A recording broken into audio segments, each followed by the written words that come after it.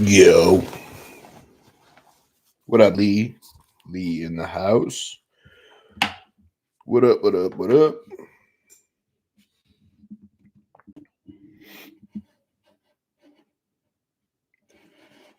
We got three people. DLC in the house. Yo, how's my audio? Does it work? Is it working? Maybe. Is it working?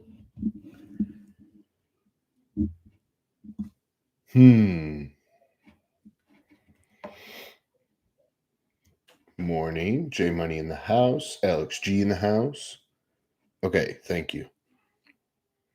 I can see and hear you. Oh boy, lucky you. Lucky you. What is happening today? Train legs this morning. That was fun. I guess. As fun as legs can be. It was pretty brutal. But that's what we gotta do if I ever want to grow my legs. Let's see. Alex in the house, Rodney in the house. Rest day, so sorry waking up, so thankful for that.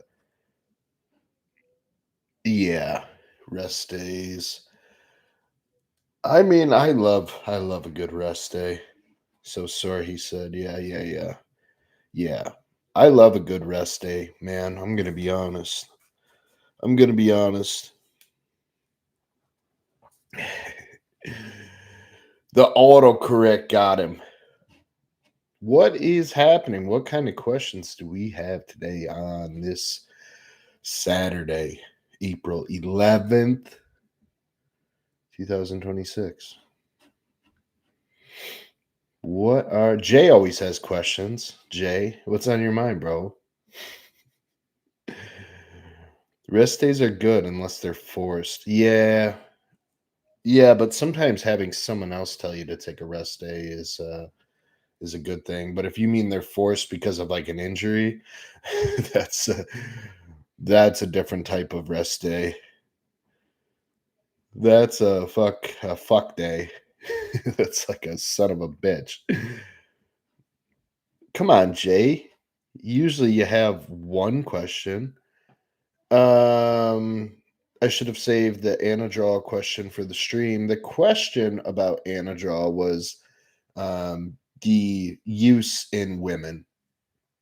Um, Anadrol specifically for strongman, powerlifting, strength sports. Yeah, it's commonly used amongst women in those sports. Most responsible women in those sports, they're not taking more than 12 and a half, 25 milligrams of oral anadrol. And typically they're taking that leading into the meet or the event and the day of. So something like 10, 12 days leading up to is commonly what I've seen. I've seen some obnoxious shit too. Don't get me wrong. Um, And then yeah, Anadrol is used in the bodybuilding world too by females. It's not unheard of for females to use Anadrol. Um, some of them are depending on the class that they're in. Some of them use it to fill out for the show. Some of them use it in the off season, just like any man would. Just obviously the doses are a little different. A little different. I've heard of dudes taking insane amount of Anadrol, like something I won't even put on the internet because one of you idiots will try it. You guys have heard the 100, 150. I've heard beyond that. So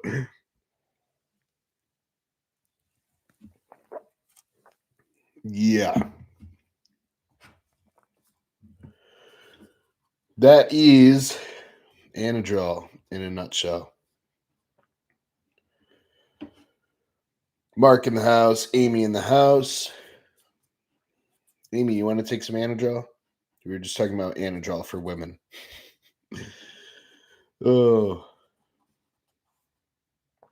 no questions yet from Jay. I thought at least Jay or Alex would have a question.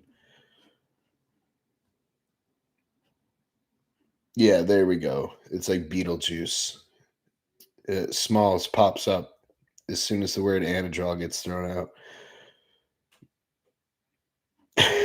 David DLC said Amy would truly become Superwoman on Anadrol. J Money, here's one. If anything, what would you contribute your best leg growth to? Oh, that's a good question. Um, man, it's always for me. It's always going to be some sort of squatting pattern, even like a leg press pattern. I consider kind of like a squat movement. I mean, man, those are going to be the bread and butter of really putting on adequate growth to your legs, in my opinion. Um, I mean, all the other stuff is great. All the isolation stuff is great, but I'd be hard pressed to say that something's gonna accrue more tissue than a good old hack squat or pendulum.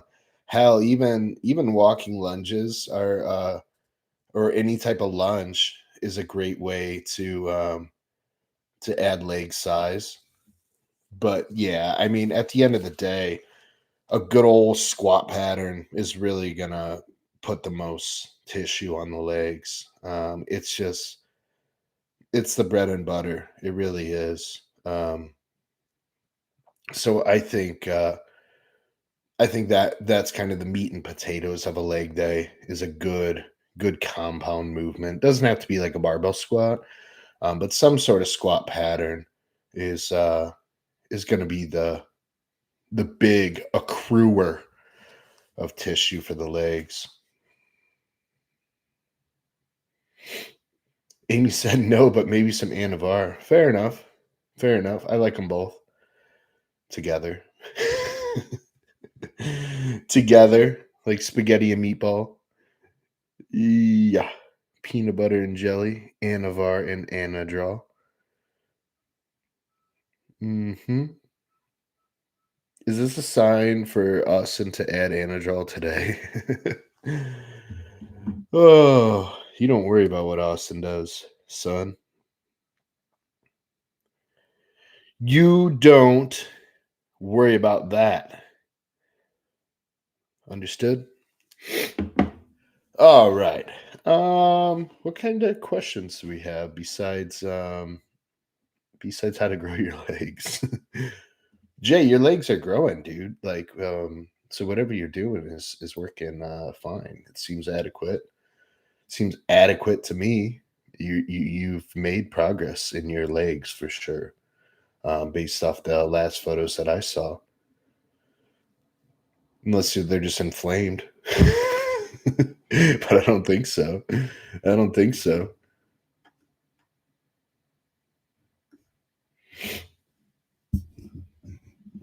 Alex G said, beyond 150, check. Taking notes. Yeah, I've heard of male powerlifters running a lot. Like a lot. Like handfuls. Oh man. That's why they're now on dialysis, but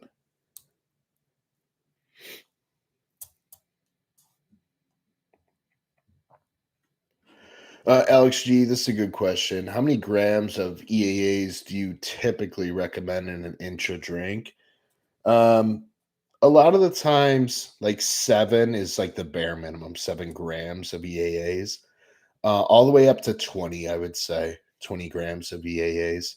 Anything exceeding that, I don't know that it's necessary unless it's like unless your workouts are really, really long. Um, yeah, I would for a bigger guy, they might get up to 20, maybe 24 grams. but 7 to 14, 7 to 20 is pretty typical.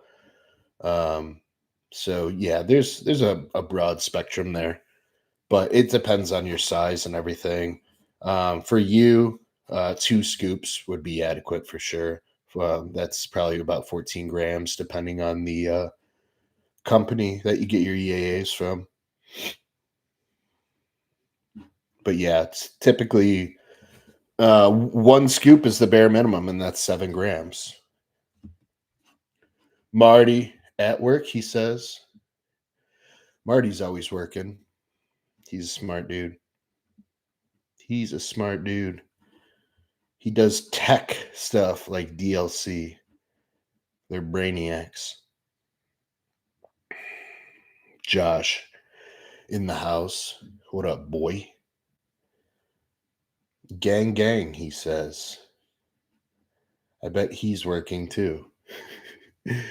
All you guys are working. I guess I'm working, technically. I do design and I work part time at a gym. Yeah, design is techie stuff. Don't you use a computer for all that shit? Right? Don't ya?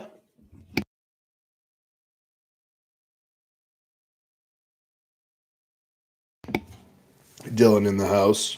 Yo. What up? What up?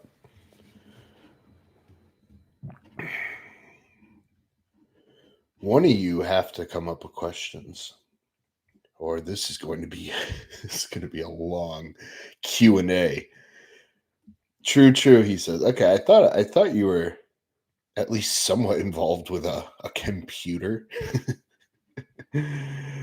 of some sort. Just based off the company that I knew you worked for. About to hit the gym, Dylan says. Yeah, I got mine done, and I'm very fucking glad it's over. That is for sure. Let's see. John in the house. What up, John? Dylan in the house. What up, what up, what up?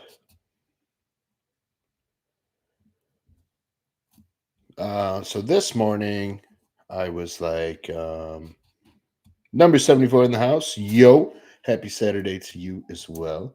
This morning, I was like 253.6, which is fucking terrible, which is fat as fuck. But I'm strong, and workouts are going good. Sleep is going good. So I'm probably I don't know.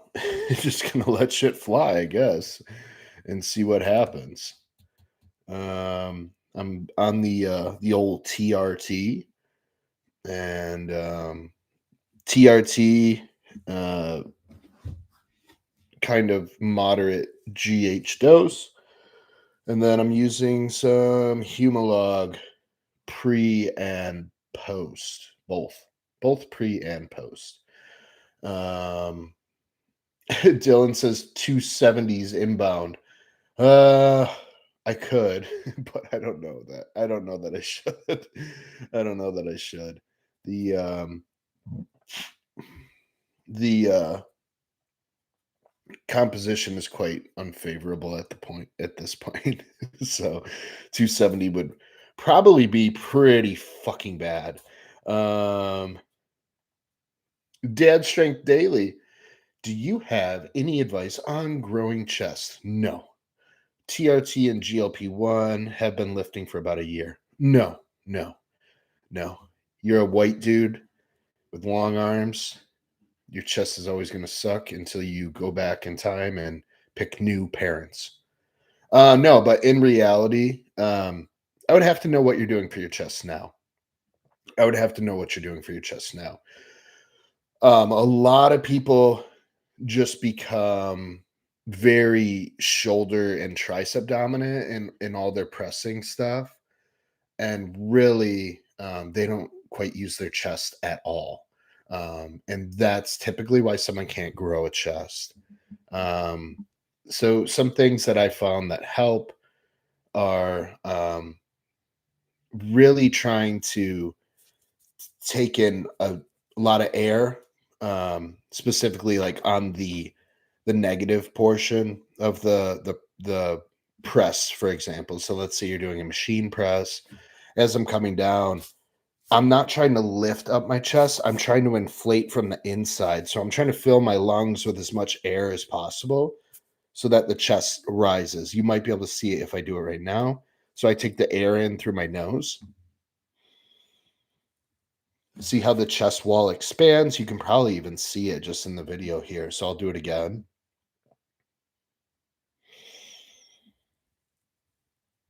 And I make sure that I get as much air in as possible. Dumbbell incline, chest flies, etc. Might be right about the shoulders. Yeah, no, I guarantee your shoulders and triceps are doing all the work. Especially if your chest isn't sore or it's never been sore or you can't feel it working when you're pressing. So that's one thing that I would actively start practicing is inflating the lungs as much as you can and getting um, that chest to expand. What that does is give you more access to the pec. Um, because if you're like crunched down, the pec is all shortened already and you can't access it. But if you breathe in to the lungs and expand that chest wall, now we have more access to the pec. A lot of people are using shitty range of motion. That doesn't mean it has to be like excessive range of motion. It needs to be the right range of motion for you. So the best idea is to film what you're doing and you can watch yourself. Like, let's say you're coming down in a press. As soon as that shoulder dips down like that, that's too much range of motion. So you want to be able to, keep it nice and high. And it's going to be high because you have all that air in there, right? So you can even do it sitting where you are right now, and just breathe in. I think about breathing into my middle back. So I'll do it again, and you can see my chest rise when I do it.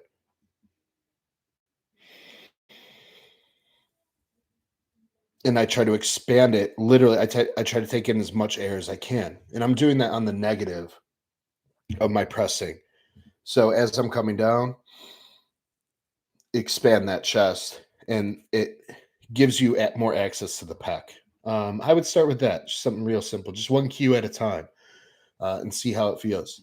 David said, when I started doing slight incline chest presses, mainly dumbbells, when my chest started growing. Yeah, the slight incline, anything, or slight angle, anyway. Even slight declines are really effective. Um, oh, Dylan's talking about, yeah, exactly. David said I put a 45 under the flat bench. Yeah, he means literally slight, very slight incline. A 45 or an aerobic step is something slight, right? Um, yeah, yeah. Here's what Dylan says, and this is what I was just talking about. Mine changed a lot since I stopped trying to stretch everything to oblivion. Yeah, I mean, you're gonna come to a point where you're not even on the pec muscle anymore. And you see guys are trying to get this deep stretch and then their shoulders dipping down. It's like that's not your chest anymore. That's whatever your body lets you get that range from. And it's not the active muscle anymore.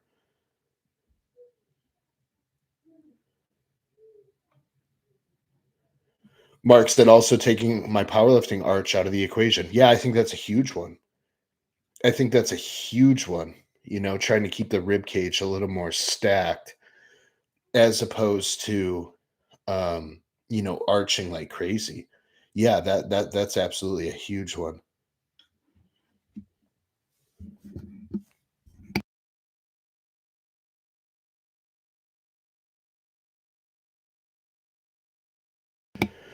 Dylan said I had the same issue. I pushed with my shoulders. Drop the weight down, think about it, and drop your shoulders. Actually think about pushing with your chest. Yeah, I think that's important too. Um He said, I do feel the chest in chest flies, but not in dumbbell presses.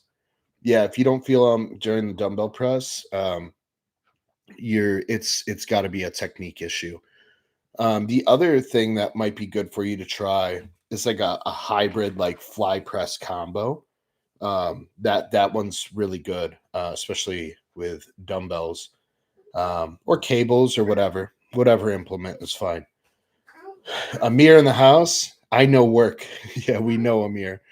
We know you don't do any work.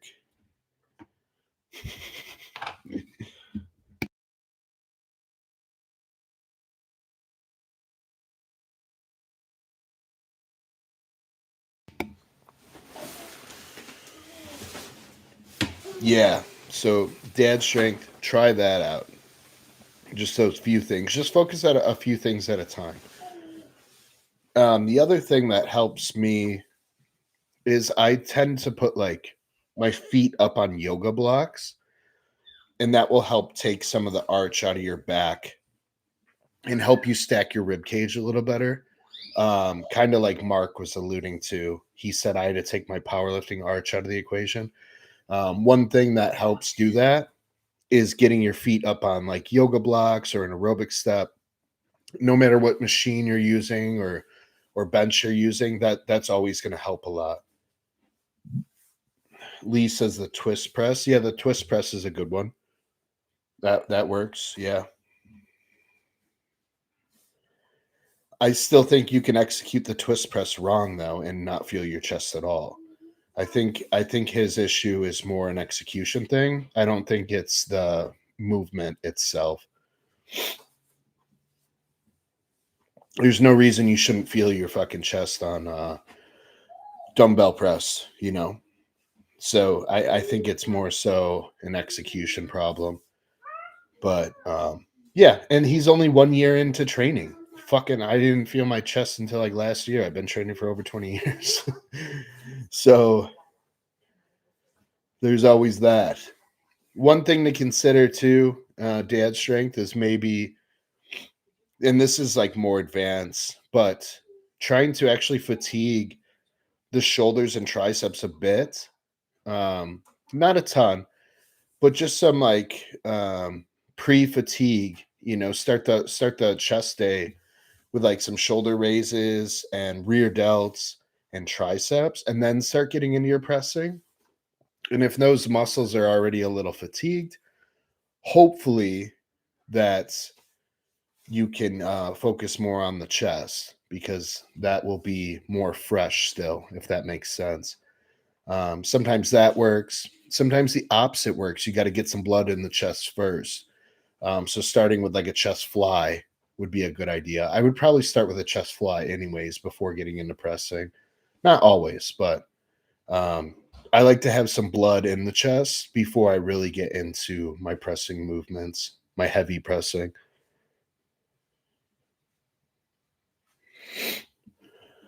Mark says you start learning to really start activating the chest before you press and flexing it hard. Yeah, for sure.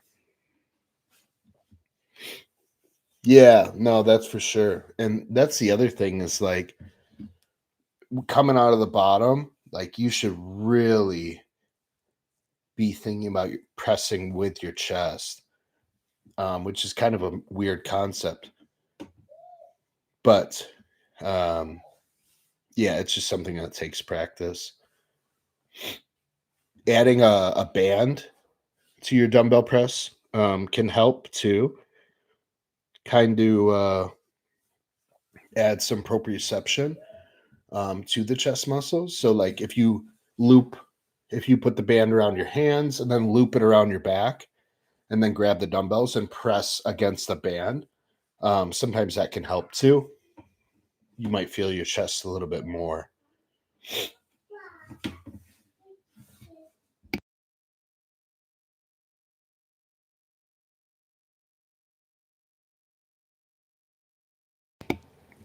Dylan said, good point with starting with rear delts.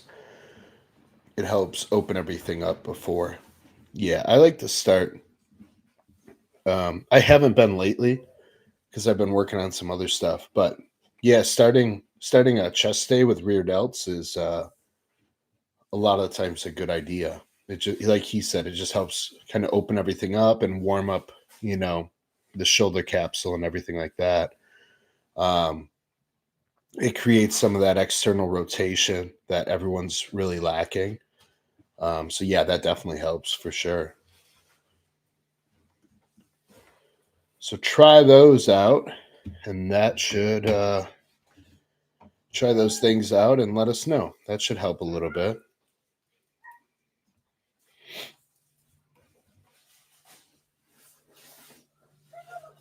What else do we got? Yeah, the powerlifting arch. Got to keep that out. Hi.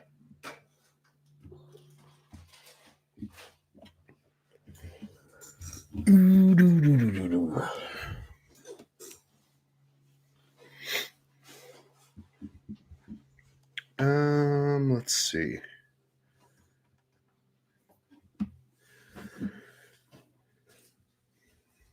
Let me see if I have.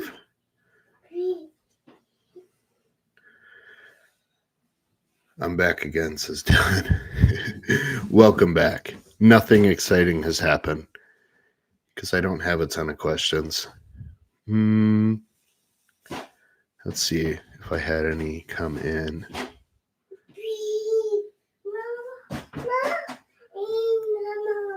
This person is asking about tren year round. Not something I would do personally. No, that's not. It's just not something I would do personally, and it's not because I think like tren is like some crazy toxic drug, anything more than anything else. But I just, it's just not something that I think should be in all the time. I really, there's only so many things that I think should like just always be used, and it's such a small list. It really is. It really is.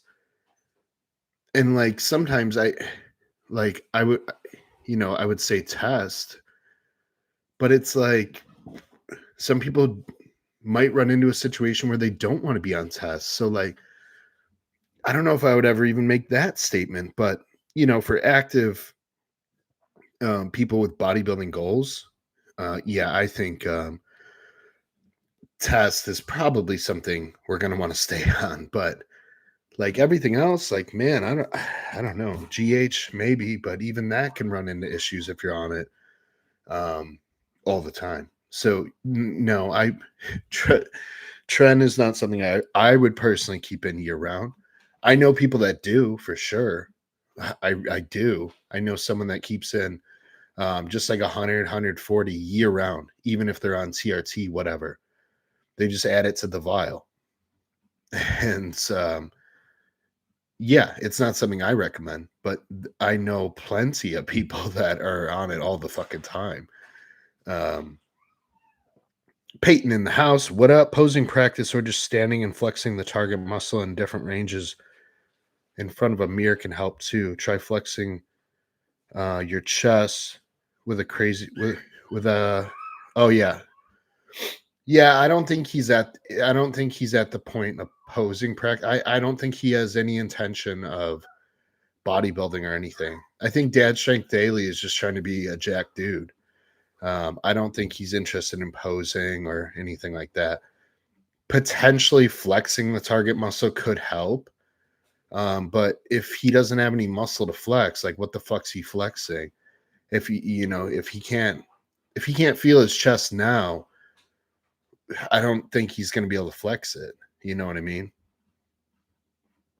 Humalog versus Lantus. I've always been intrigued with insulin, but I've rarely used it. Stupid pumps when used, of course. Basis of the question is just your opinion on both and best use cases. There's no Humalog versus Lantus. You don't do one or the other. Sometimes you use both, sometimes you use none, sometimes you just use one or the other. It's not. it's not like this or that. They both have different uses. The case for long acting or short acting based on goals or needs. Okay, what might those be? It really depends on, the person's blood work. Um, like Humalog is oftenly used before training. That's pretty common. That has been that way for decades. Um, Lantus is used if you actually know your postprandial numbers, and guys don't track those for shit. So I think just randomly throwing in Lantus is like crazy. I think that's a crazy fucking idea. The goal is to have your blood sugar below 90 before you go to eat your next meal. So whatever it takes to make that happen, that's the insulin you choose. I've used both at the same time. Um, but that is the main purpose of insulin, that when you go to eat your next meal, your blood sugar needs to be under 90.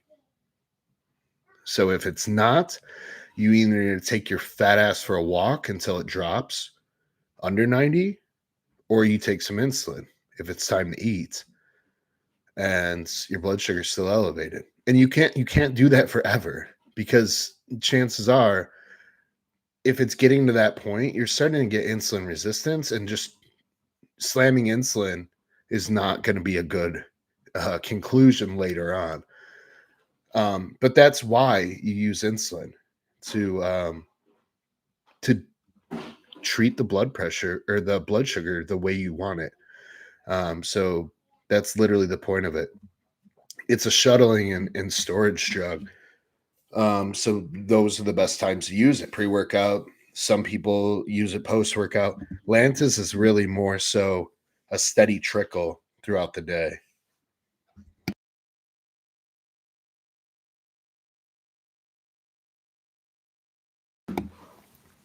But again, if you're having to use a lot of Lantus, I bet you're not lean. I, I don't know. I would be hard pressed to assume that your body fat is in a good spot. And of course, there's outliers, like Roman Fritz or something.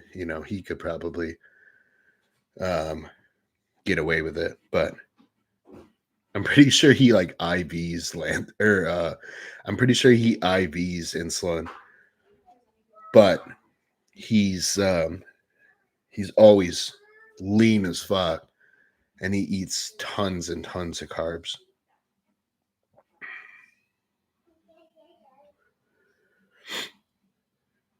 I noticed myself wearing a CGM that I would drop under 90 before meals, but then it would balance out around 110. I mean, 110's not bad. Wait, you would drop below what? I would drop under 90 before meals, but then would balance out around 110. What do you mean? What do you mean would balance out?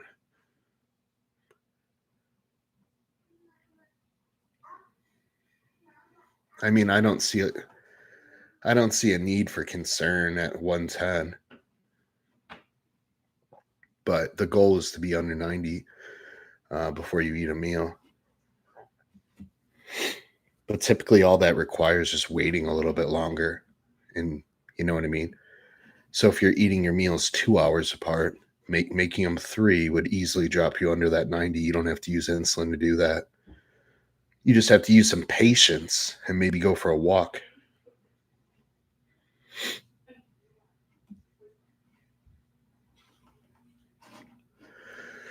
Maybe take your fat ass for a walk. Then you'll drop under 90 and you can eat again.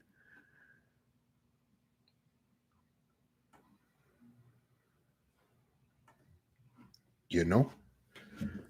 You know what I'm saying? Let's see.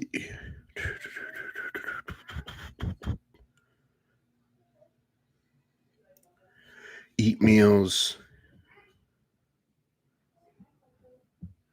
1.5 hours, 2 hours late. under 90, then say 30 minutes later would be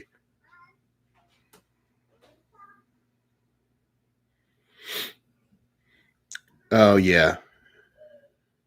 I mean, that's not the no, dude. The difference between 90 and like 100, 110, like that's literally a fucking recalibration on a monitor.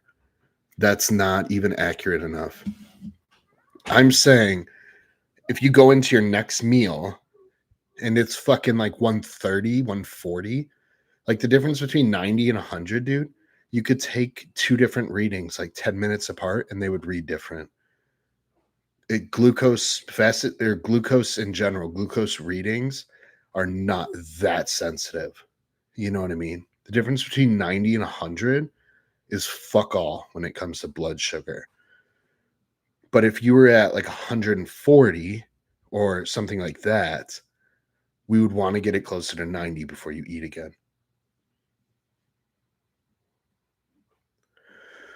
All I know if I've experienced both, and I love my Humulin R pre and post better than just Lantus alone.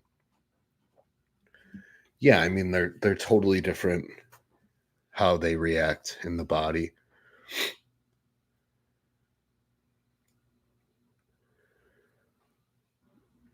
Oh yeah, Dylan. Yeah. Yeah, no, it's okay to be mindful of it. I think it's kind of cool to see what the body's doing when it comes to that stuff. But yeah, the difference between 10 blood glucose is like literally you could drink, 6 ounces of water and it would change that like in 5 minutes. But yeah, if you're going to eat your next meal and it's like 120, 140, like I don't like that. I don't like that.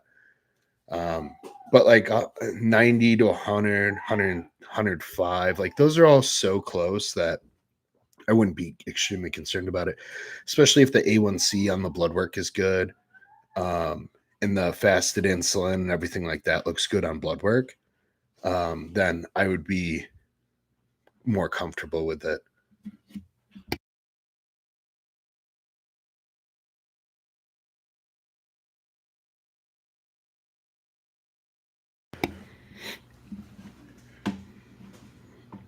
But yeah, blood glucose is pretty cool. It's pretty cool stuff. Um, Especially when I was experimenting with the difference between reheating rice and leaving it cold. Significantly different in what it does to the blood glucose. Like it was like alarmingly different, which was cool to experiment with. For a week, I was checking 6 times a day. Interesting at first. Yeah, that's excessive. But I get it. I've done it. I've done it for sure. Especially on high days, like a super saturation day or a skip load day. Yeah, I was absolutely checking my blood glucose all the time. And I've taken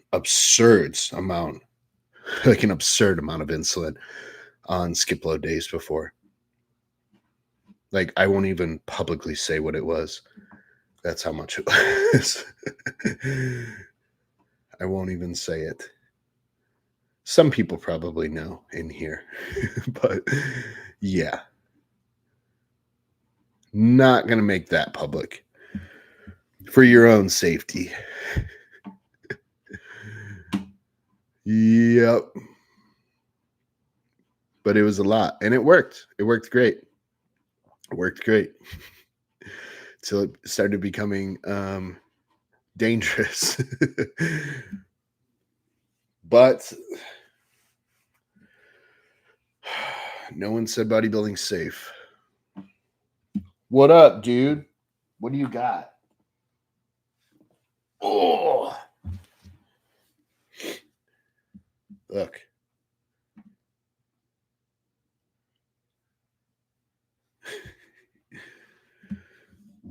Can you say hi?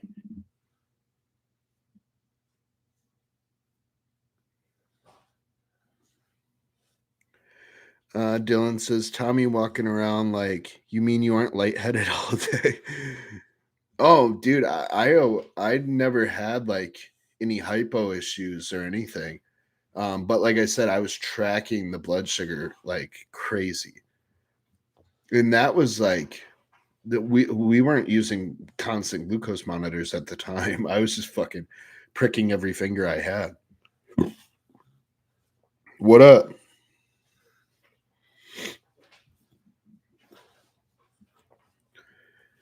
He's wearing an owl, an owl suit. Can you say owl?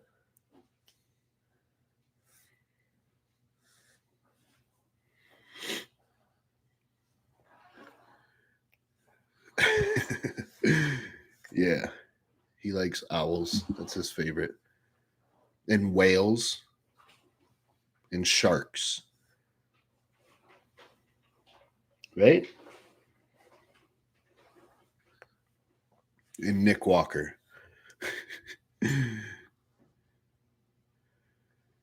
Yup.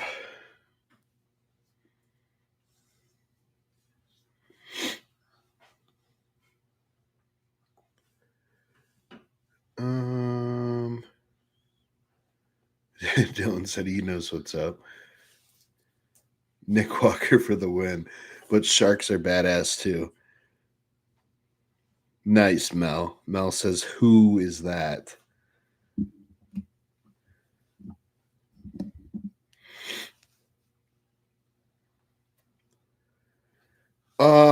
Andreas in the house. Thoughts on traditional body part splits? Give me an example. I'm assuming you mean like chest and triceps, back and biceps, um, legs and abs. I'm assuming you mean like that, like that type of idea. Let me know. Shoulders and traps, I think used to be like a thing, or back and traps. Um, saying working each major body part once a week, chest day, back day. Yeah, I love it, dude. I love it. Um, I think that's great stuff. I think that's great stuff. I see nothing wrong with it. Yeah, no, I think it's totally fine.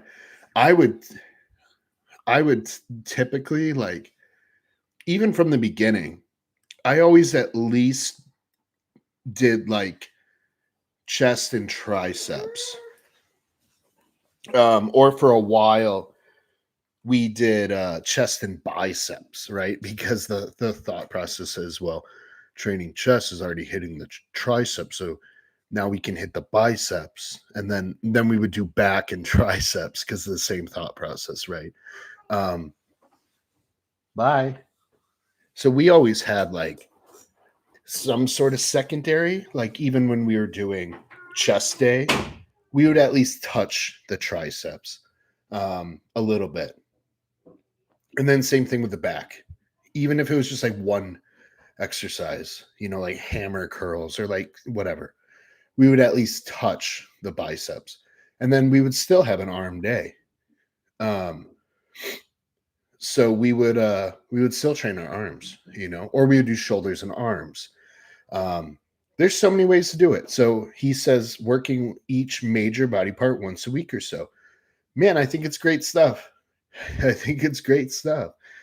Um, of course, science will say different, right? Um, Science will preach on frequency, and that's okay. I like the science shit too. It all fucking works. It's all about just like what you enjoy. Honestly, if you just like have fun with what you're doing, it's gonna fucking work. I really believe that. Um, in general, I suppose, do you think that there is still a good deal of wisdom and fairly traditional bodybuilding training? Fuck yeah, dude. Absolutely. Absolutely. 100%. 100%.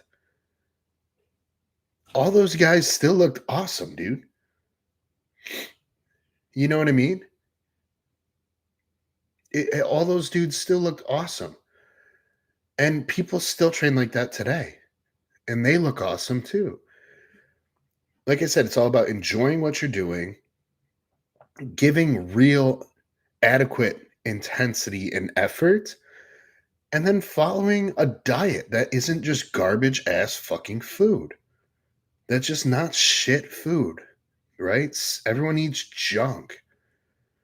So, no, doing traditional bodybuilding splits and eating like an asshole, it's not going to work. But yeah, if you're training like a traditional bodybuilder, quote unquote, and you're recovering from it and you're eating well and you're doing cardio and you're not fat as fuck, like you're going to grow muscle. You're going to grow muscle, especially if you add, supplements in there. Yeah, dude, traditional body splits are awesome. They're awesome. I fucking love it. I love it. Smalls asks, how interchangeable do you think hack squat and pendulum are? Which do you prefer? I think they are completely interchangeable. I have no issue with either one. It's all about which one feels better for you, you know. Um, which do I prefer? Hmm. Lately, the hack squat. Lately, the hack squat. I don't. The only pendulum that I like is the Atlantis one that Chase has at his gym. But we haven't been training at his gym the last few months. Um, so the fucking the Arsenal one is such garbage, such complete garbage. I wouldn't even fucking use it for a coat rack. I wouldn't hang my dirty sweatshirt on it. The Arsenal pendulum is such fucking trash. I absolutely hate that one. Um, the Atlantis one is great. The one Chase has is awesome. Really like it. I really like it. Um, Joey says the Paramount one is great. He says it's amazing, actually. I haven't had the ability to try that one. I've seen it. I've seen it for sure. John says the Atlantis pendulum shakes too much. You're just fat as fuck, dude. You're just fucking fat. Um, and the Arsenal one shakes way fucking more. Like the whole platform flexes. Um, the Atlantis one, I don't feel it shake at all. So maybe you're being a bit too explosive and dive bombing your squats instead of controlling them like a madman.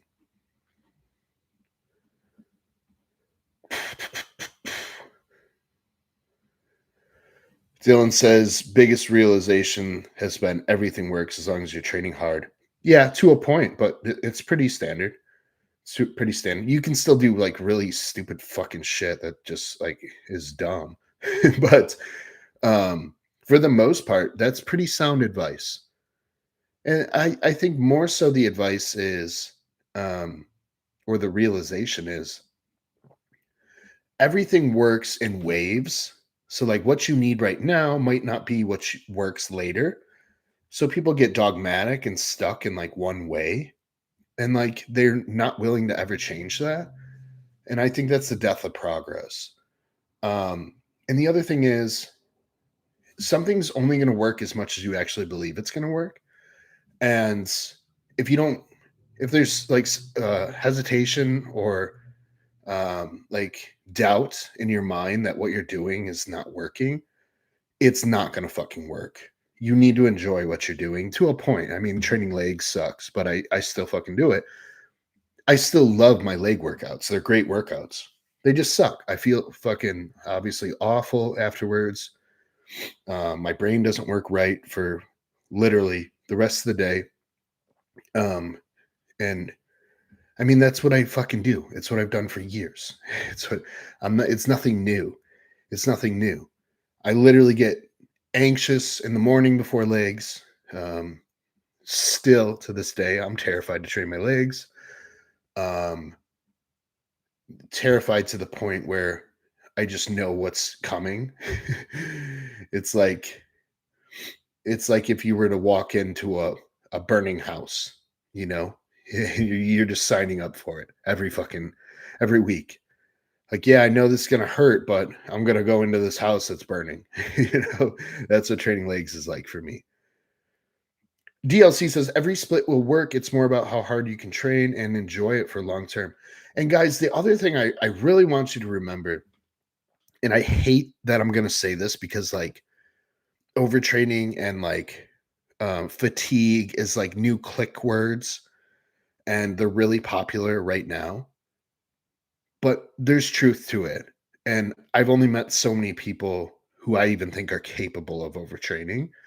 Um, and David says every split will work. It's more about how hard you train. I really think it's about what you can recover from is more important. So, yeah, everyone can train hard, but if you can't recover from it, then it's not effective. It's not effective. Everyone can take more and more drugs, but if you just get more and more side effects, that's not good, right? Then training's the same way. Why do you think CrossFitters don't have any fucking muscle? No offense to any CrossFitters in here, but most of them aren't like huge. It's because they're not recovering from their workouts. That's why they're getting rhabdo. And they're probably under eating too. But I mean, there's of course other factors. But those guys train very hard, regardless of what you want to say about their workouts. They exercise very hard. We'll call it exercise. And I don't think the majority of them recover. And I think so many of them end up with rhabdo. Um, I think it's the most common sport to actually get rhabdo is CrossFit. So especially because it's undertrained individuals that sign up for CrossFit and then they put them through this crazy fucking wad and they all just die. It's like, it's like 80-pound overweight men and women, and they're doing this CrossFit workout that literally just fucking kills them. It gives them rhabdo and their kidneys start shutting down. Thoughts on how to incorporate the shake weight into your routine? 30 minutes each morning, and then probably 20-30 minutes at bedtime, like an hour before bed, um, daily. That should be good. That should be good. Couple it with 50 IUs of Humalog.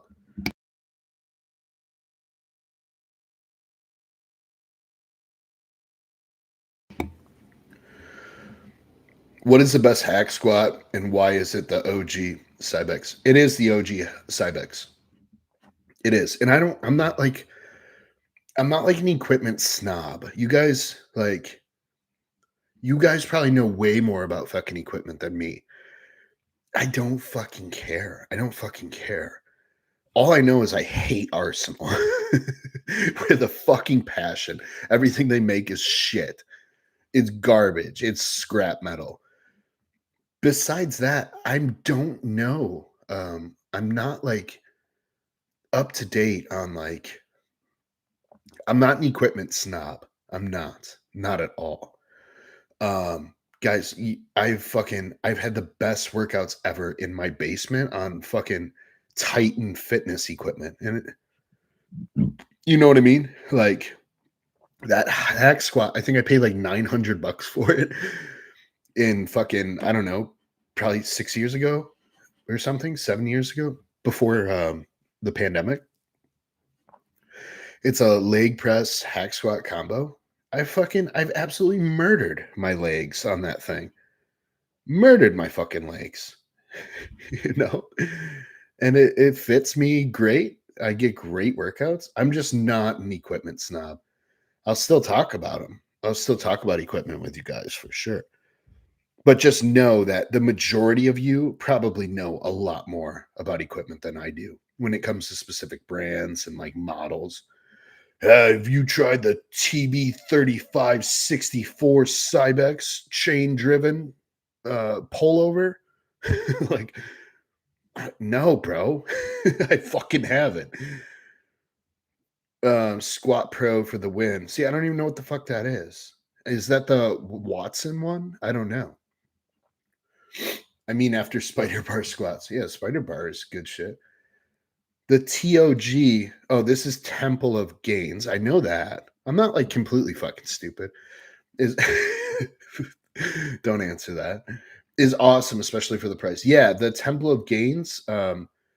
Those guys seem to make good stuff, from what I've heard.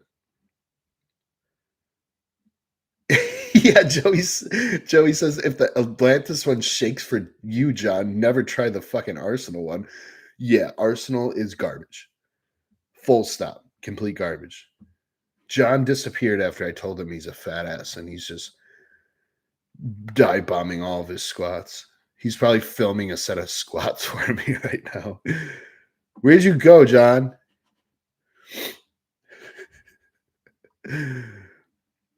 The Paramount Total Leg is the OG. See, I don't know what the fuck that is. Heard someone once say if you're not a little anxious, nervous before your workout, you probably aren't training hard enough. Yeah, Tate or Meadows. Yeah, it guarantee. I was so fucking terrified before I trained with Dave Tate. I was I'm still I'm terrified to even think about that day when I did train with him. But it was good. It was good. I'm so absolutely fucking grateful that I got to experience that. I am so incredibly grateful that I got to learn from Dave multiple times, not just once. I did another event called the Powerlifting Experience. That wasn't as hands on. But when I trained with Dave, it was me and three other people. Three? Yeah, just three. There's four of us total. We probably trained for almost 4 hours. Literally trained for 4 hours. It was fucking insane. My entire body cramped on the drive home. We had to sign we had to sign waivers before we trained with him. We literally had to sign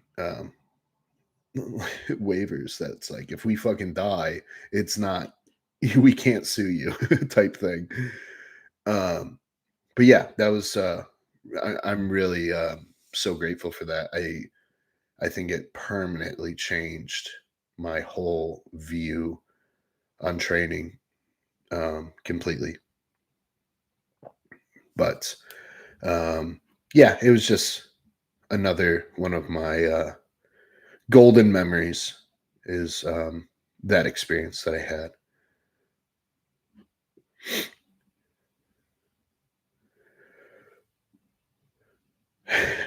I don't know how to say your username. I wish I did.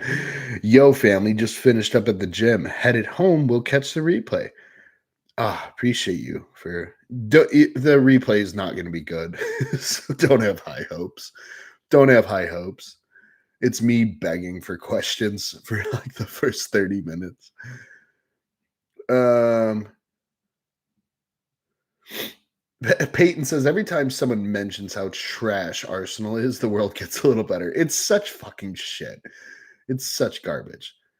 JA says, "Holy shit, when did you train with Dave?" It was it had to have been 2020. I think it was 2020. I would have to look back at my photos and videos. I think it was around then. Yeah, I think it was around then. I think it was around then.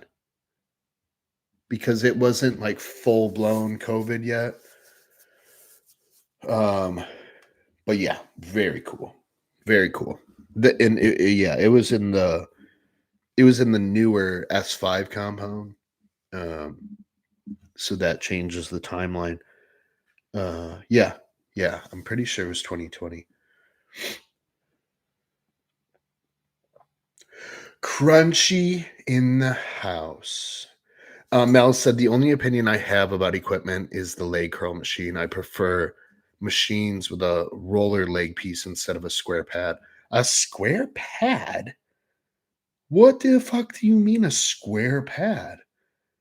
Oh, Oh. Oh, okay, like, yeah, okay. Like, the hammer strength, I think, has, like, a more, like, rectangle where you put your, um the back of your legs? Is that what you're fucking talking about? Let me know. I think I know what you're talking about.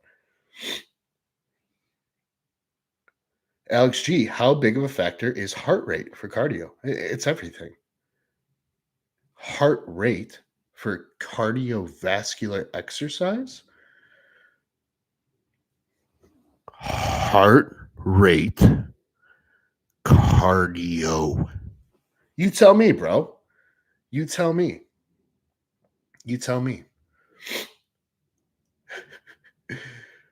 Your heart rate defines if it's cardio or not. Literally, literally, quite literally, that's the definition of cardiovascular exercise is where your heart rate gets to and holds. So yeah, it's a factor, dude. But you're so fucking lean, you don't have to worry about it, Alex. you, you don't have to worry about it, bro. We'll let the fat asses worry about it. You're good, dude. You're good. So if you're chilling at 110, I don't give a fuck. I don't care. You're fine. You're not fat anymore. And I love you for that. I'm so fucking proud of you. That shit's dope. I get excited about that, just so you know. Um, Russell says, I purposely don't use a spider on 1 rep max. So I'm scared enough to not miss it. Bro, that's first off stupid as fuck. But secondly, I used to do the same shit because I would train in my garage alone, dude. It's so fucking I would literally train in my garage alone. So like, you got 5, 6 plates on the fucking each side of the squat bar, and you're like, well, here we go. Fucking God take the wheel. We're gonna see what happens on this one. You know what I mean? Just fucking send it, dude. Just send it. Yeah, benching was one of the most terrifying. Like if I got buried in a squat, I would at least have the safety set up. And trust me, I've been buried under a fucking squat bar more times than I want to admit. Um, J Money, think finally you have a question, bro. You worthless ass. J Money, are you cleaning up during your cruise or just holding weight? Back to pushing up after. Apparently I'm just fucking gaining weight, dude. So I don't know. I don't know, Jay. I'm probably just gonna quit bodybuilding and become one of those fat coaches. Yeah, no, I'm not gonna go. I don't want to get any heavier than I am right now. I don't think. I don't think. Um, so I'll probably start cleaning this weight up. Probably not like a hard cut or anything. Just like shaping things up a bit, right? Try to look like a fucking bodybuilder. Dude, I took my check-in photos this morning. I don't know how to display them here yet. I'll learn how to do that one day. Um, but like to the point where now that I'm in posing trunks, my fucking ass looks like a old white lady's ass. Oh fuck. That's how you know you've gone too far, bro. You've just gone too far. If you're not if you're fucking not comfortable to put on your posing trunks, like, oh man, I wonder what my ass is gonna look like in these. You've gone too far. You've gone too far. Um, yeah. So that's where I'm at, Jay. So yeah, I would like to both I would like to do both. I would like to try to hold the weight around 245, 250 and clean it up a little bit. So I'd like to do both. Am I going to push up after? I don't know yet. I would like to. I would like to because I'm not going to compete this year. I have way too many clients and shows, which is such a good problem to have, and I'm incredibly grateful for that. But I am not fucking interfering with their shows for my own bodybuilding. So I will not do a show until probably 2027 I just can't fit my own show in this year, unfortunately. So what I was gonna do, I'm gonna run TRT for probably 12 weeks if I last that long. And then I was going to start a contest prep for November, December. But now I have people doing shows in that time frame. So I'm like, well, I can't. And one of them is doing the show that I wanted to do. So I'm like, I can't fucking do it now. You know what I mean? So that's shit you run into as a coach. And like I said, it's good problems to have, but I am not ever going to put my bodybuilding in front of my clients. Absolutely not. Absolutely not. So my original plan was to TRT for 12 weeks ish and then start a contest prep. So now it's probably going to be TRT and then I'm probably going to blast and see how high I can get my blood pressure for science. Yeah, Mel, I got you. Rectangle pad. Got it. Got it. Alex G, I guess a better way to ask is what heart rate range is supposed to be the target? Oh, yeah. I mean, like zone two, technically, would be like considered cardio. So for a lot of people, that's going to be 120, depending on your age. It goes off age for some reason. Not for some reason, it makes sense that it would. But I always just say 120 to 130, and that covers most people. That covers most people. That's true cardiovascular exercise. Small says, if Jay gets to zone two talking to women, can we count that as cardio? He doesn't talk to women, bro. So sure, because he'll have 0 days of cardio done.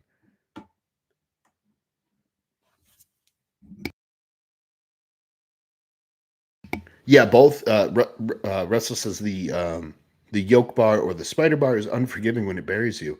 It folds you like a pretzel. A pretzel, yeah. And those are both my favorite bars to squat with. Fit Fields, just get a tan, you'll look fine, bro. No, there's no. Then I would just look like a fucking a German 65-year-old woman with the way my ass is shaped right now.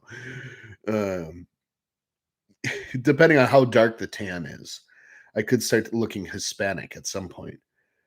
Um, but yeah, it's not good. It's not good. Either way. Amy says a good tan does fix everything. Amy, nothing's fixing this ass right now. Nothing. Nothing. John says if a growth phase is going well, yourself slash client, would you cut it short just because? No, no, no, no, no.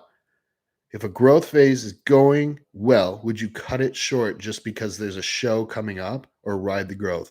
Always ride the growth. Always ride the growth. Yeah, bro. You don't fucking you stand in front of a moving train? No, bro. You only get so many times where everything clicks and your body's just fucking growing and it just wants to grow. Ride that wave. Don't fuck it up. Don't fuck it up. It's like if you were finally going to make your wife come for the first time ever, John, and you stop doing what you were doing. That's what that's like. I'm kidding, bro. But not kidding because, yeah, if you're growing, you don't stop that shit for a fucking show. There's always more shows. There's always more shows. Always, always, always, always. There's fucking 19,000 shows in the NPC a year.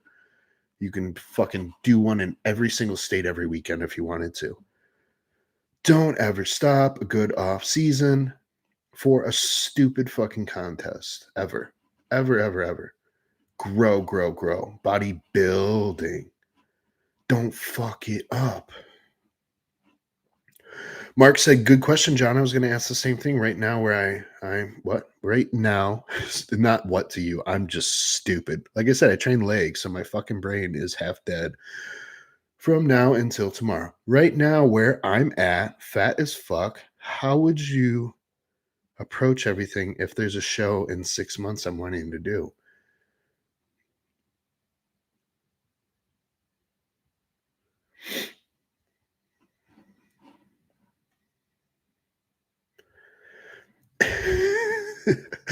How would you how would you approach everything if there's a show in 6 months that I'm wanting to do and you're fat as fuck now? Well, we need to diet. You need to diet anyways. So if the time frame works, then you do the show. But for you specifically, because I know your life, you need to get your shit together before you plan on any fucking bodybuilding shows. You need full order and control of your life before you're going to do a bodybuilding prep, which requires so much from you. Understood? Understood? Life needs to be just flowing, free flowing. Money needs to be free flowing. No distractions when you're doing a bodybuilding prep. No bullshit. Your life has to be locked the fuck in because you're about to do one of the hardest things that I mean, for most people, it's the hardest thing they've ever done is a contest prep. Literally ever. The hardest thing they've ever done physically and mentally. So if your life isn't like fucking smooth as my ass, then you should not be prepping. You should not be prepping if your life is not as smooth as my ass. Um, J Money, I'm excited to have my lower back spilling over my boxers again. Yeah, that's what mine looks like right now. No, it's not that bad, really. I mean, like I said, I'm fat. I'm pretty fat. Um, but to the point where I still look like an off-season bodybuilder. But man, if I push it a little too far, ooh, I could really fuck things up right now. But like my blood pressure is like pretty good for me. I always kind of trend high on blood pressure.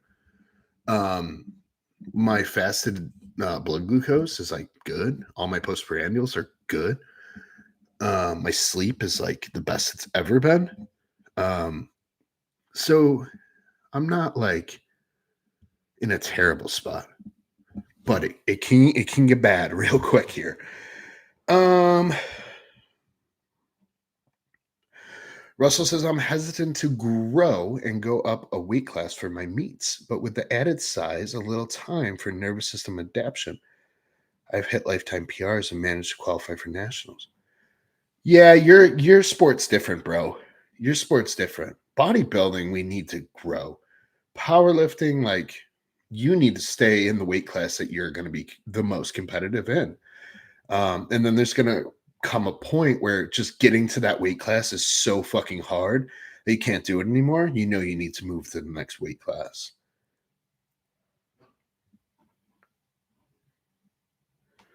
Crunchy says, I cannot even imagine how tough prepping for a contest would be. Yeah, you know, Crunchy, just doing your lifestyle diet that we had you do and you lost all that fat. You know how it is, bro. That's the same shit. You went through it. You already went through it. You absolutely know. You absolutely fucking went through it. Um, the last 10 weeks definitely get more challenging leading into the show. But yeah, dude, you went through it. You have a taste of it for sure. So it's not a walk in the park for sure. Melmac says a shake weight routine will get you to zone 2. It sure could. It sure as fuck could. I'll tell you that.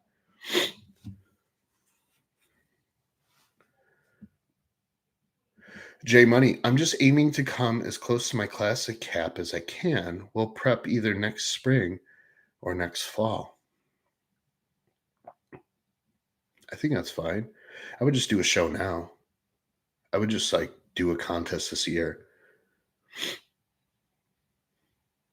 in my opinion.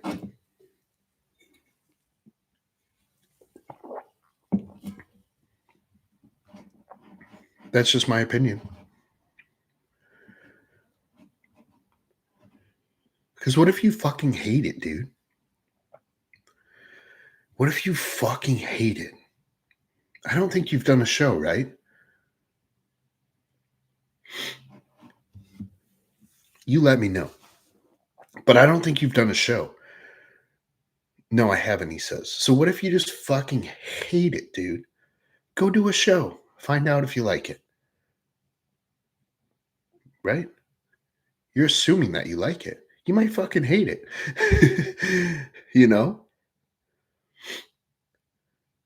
I don't love bodybuilding for the competing. I would only do it for fun. Go do it then. If it feels it sucks, I agree. I fucking agree. It's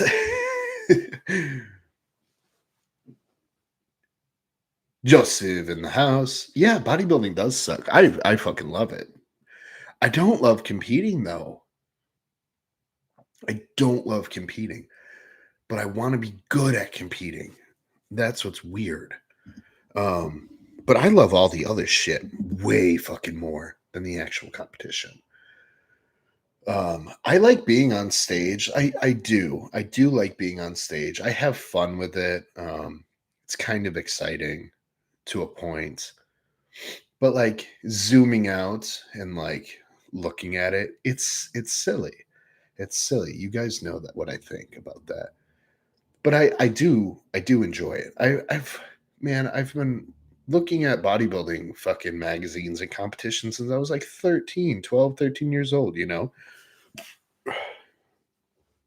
Fit Fields, I competed twice for the first time last year. Back to back preps was the worst. Yeah, dude, that's rough. That's rough. So, are you going to do more competitions, Fields? Let me know. Let me know your thoughts on that. J Money would be like an accomplishment moment coming so far from where I started, earning a piece of plastic that I can have as a keepsake. You don't have to tell me, bro. You don't have to justify it to me. I fucking know why people compete. I'm all for it, dude.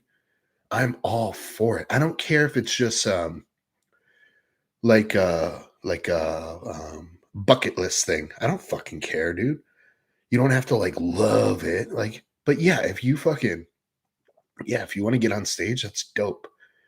That's dope shit. Even if it's just like a keepsake thing, like you said. I'm all for that. I'm all for that. Amy says, I literally love everything about competing except getting tan. Love being tan, just not getting the tan. Oh, I fucking hate that shit. I hate that fucking spray tan. It smells terrible. It smells so fucking bad. You're cold and naked and fat free. And oh, it's so gross. It's so gross. And it sticks to you for like 19,000 years. I swear to God, I still have fucking spray tan on my big toenail from November. It's fucking April, guys. It's April. And I still have remnants of spray tan. Or I'm in liver failure and it's jaundice. I don't know.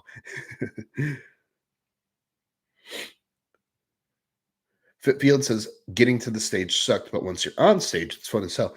See, I like this like suffering and the diet and everything. I just hate like how the day goes. It seems like too drawn out, too long. The NPC Illinois does run good shows though, and so does Wisconsin, and those are the two main states that I compete in right now. They do run good shows, so I'm not definitely not complaining about that. But just the day is long and exhausting, and like, um, there's no other way to set up the shows though. They do a great job. But yeah,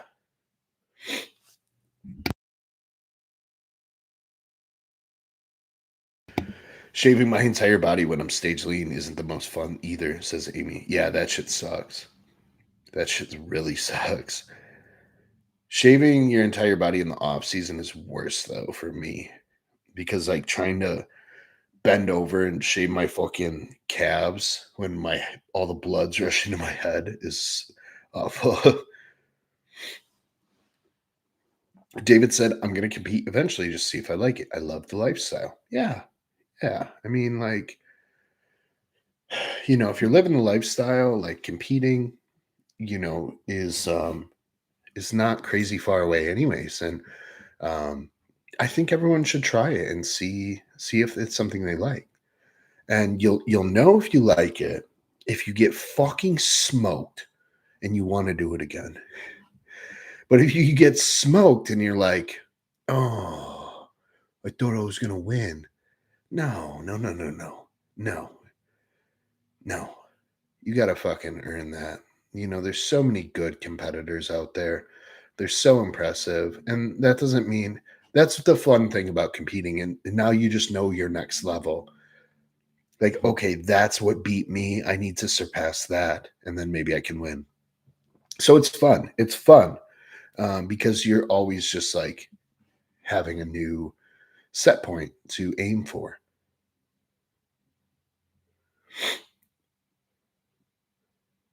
That's what we were thinking for next year, says Jay. Have a physique I'm proud of before getting on stage. Bro, I'm being honest, that's never going to happen.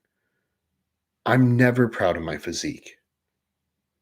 If I was waiting for a physique that I was proud of, I would never fucking compete ever. I'm just being honest. And maybe you're different than me, but you're never going to be big enough. You're never going to be to a point where you're like, oh yeah, now I'm ready to compete. You're gonna get fucking smoked by someone anyways, bro. It's okay though. It's okay. Just fucking go to a show. Stop being a bitch. Mark says, that's like me. I want to experience and show myself and my kids that you can do things. Yeah, for sure. It's a great accomplishment to do a show. Fit Fields, I might compete again. I'm sitting at 230 and getting the itch to lean out. Yeah, I get it. I get it, dude. I get it for sure.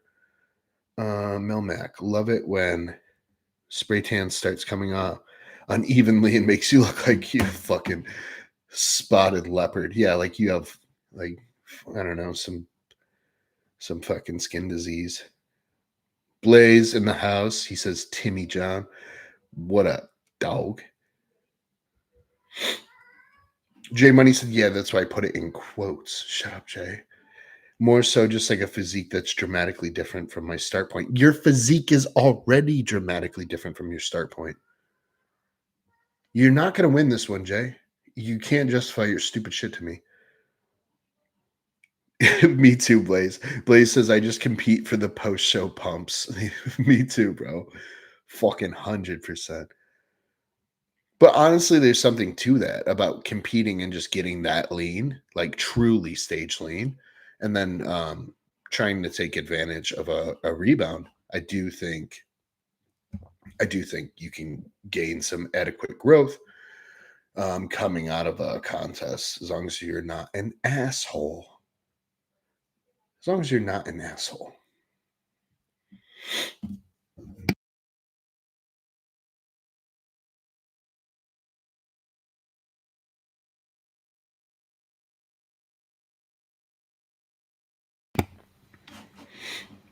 Yes.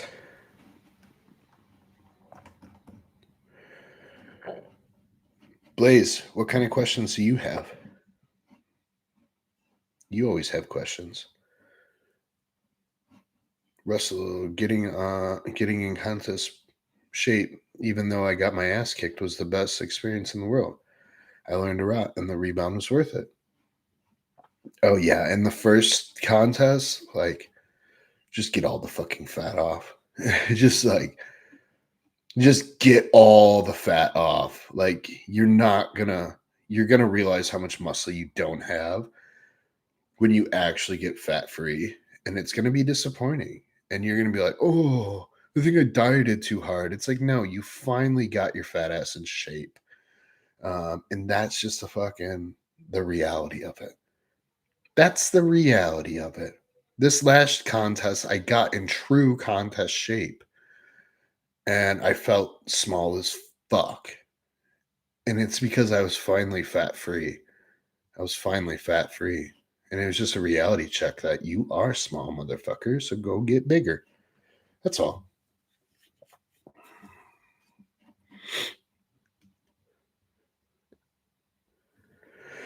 Blaze said I was so grumpy last prep. I hope to be better about it next go around. Oh, bro, you don't have to obsess over it either, though. You know, but yeah, you just need to be.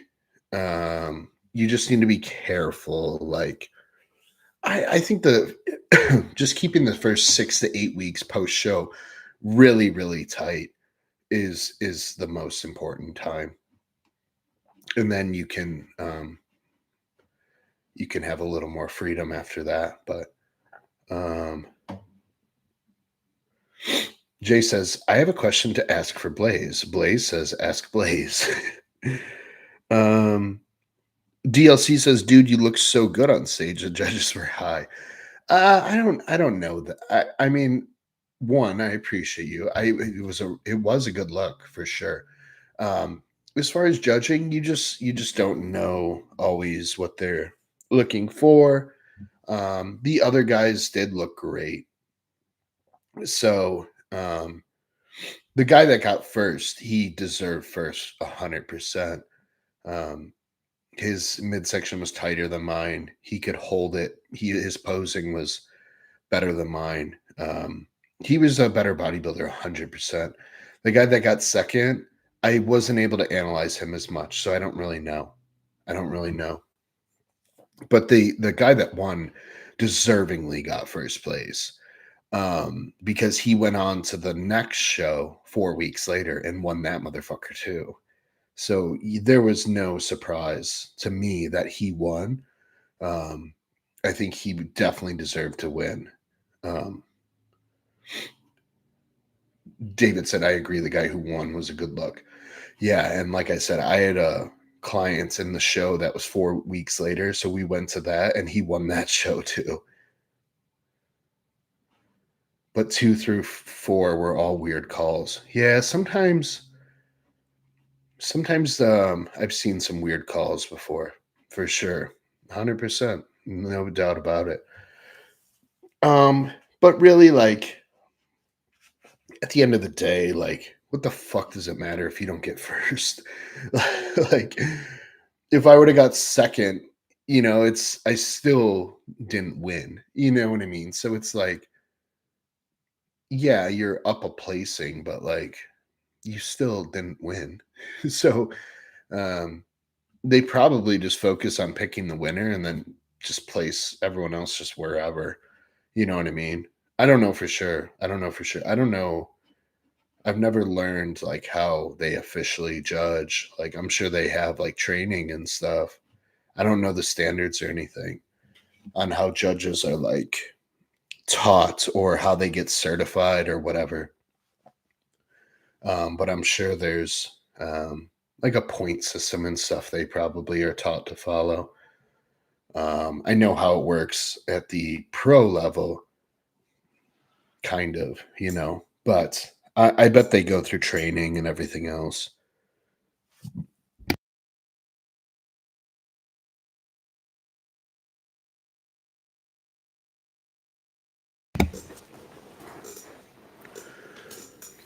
Yeah, my last client show was judged very weird. He did extremely well. He was definitely the most shredded, and the way he placed just didn't make sense to me. But again, um, you also got to be careful with that too, because like I would never make like a public statement about that. You know, David said, "Yeah, that made no sense." I sent David the pictures because I'm like, "Am I fucking high here?" I'm like, "Am I just being biased because this kid's my client, or does this dude look fucking awesome?" And the way he plays just like did not make sense. It bothered me. The entire weekend, I was fucking bothered by it. Um, I'm gonna go pee real quick. Oh yeah, David didn't know who my client was. I sent it to people only who didn't know, just so I knew that they weren't just like stroking my ego. I gotta pee. I want 3 questions when I get back.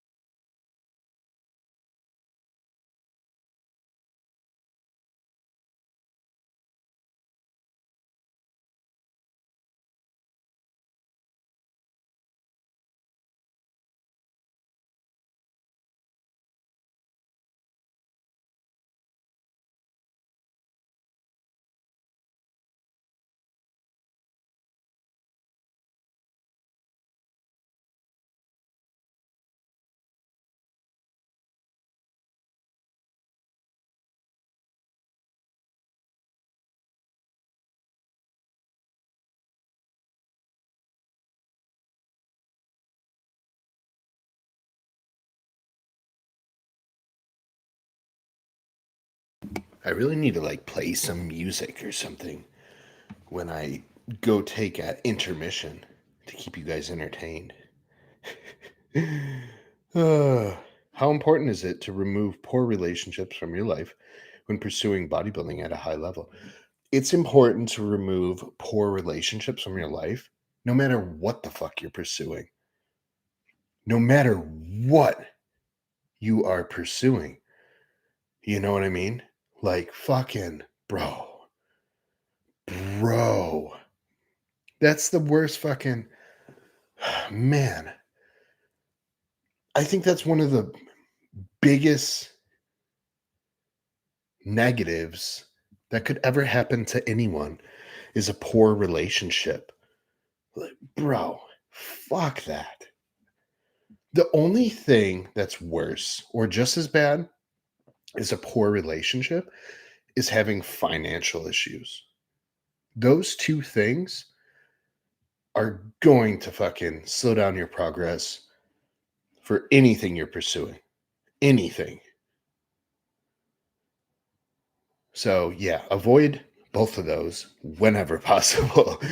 um, yeah, dude, that's a good question. But not only just bodybuilding, but fucking anything, dude.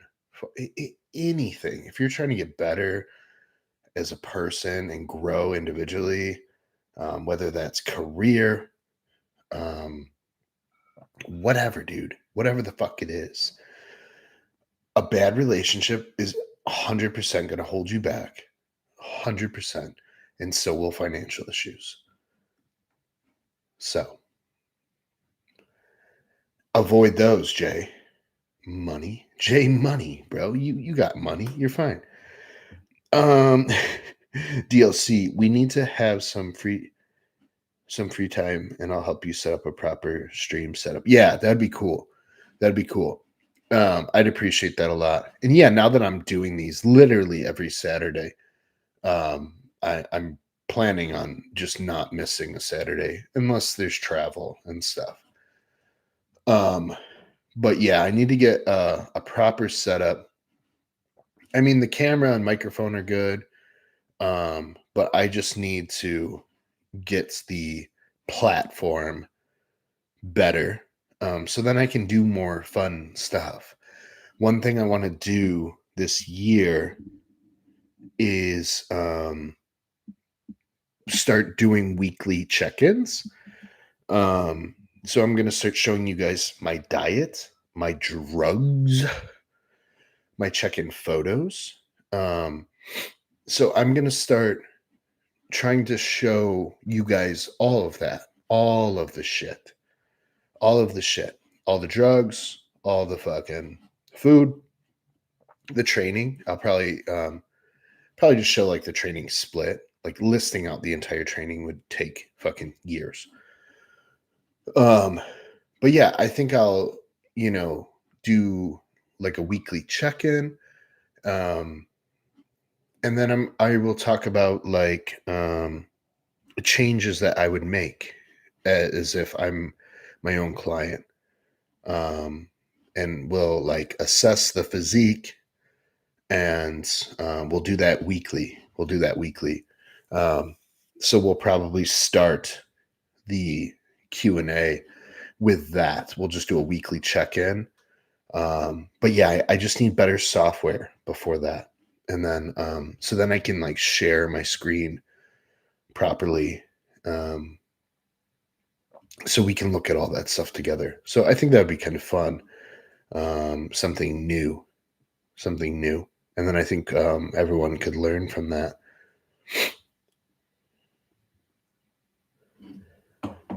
Let's see. Joseph, my man, having a goal to work towards that promotes good habits and brings me joy is my why. 100%.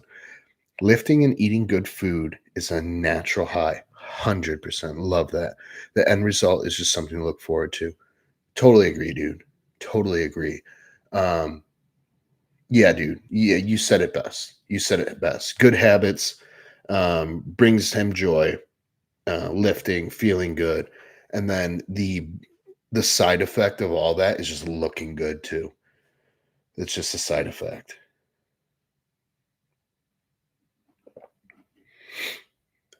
Oh, that will be fun. Please do. David said, I have no life. Hit me up and we'll do it. We both know you and I just fucking work our tail off. So I try not to add too much to your plate other than OA in the forum in the gym. I'm always available. Yeah, exactly. Exactly. Are you still working with AJ? Yeah, still with AJ. Are you still working with AJ? Why the fuck did you ask me twice?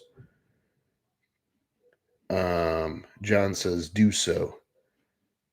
Do some physique critiques. I could do those too. Yeah.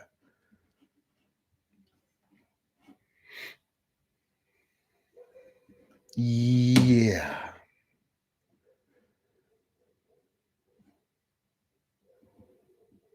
Yeah, I could do those.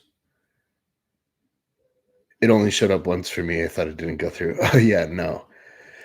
Yeah, I'm still with AJ. Him and I are talking about some stuff that I will go public with at some point. Really exciting stuff that will be cool. Very cool for me and for him. So, weekly stream with your check ins, section for people to submit physiques. Yep, etc. Okay, cool. Yeah. Yeah, that's a good idea.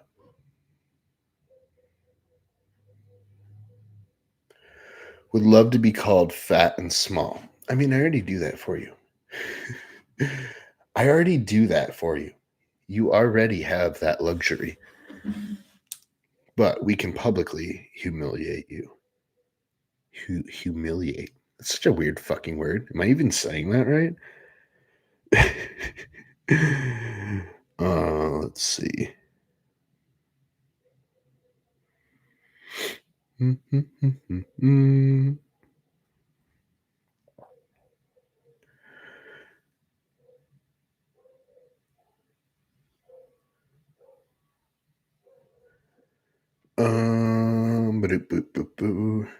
Okay.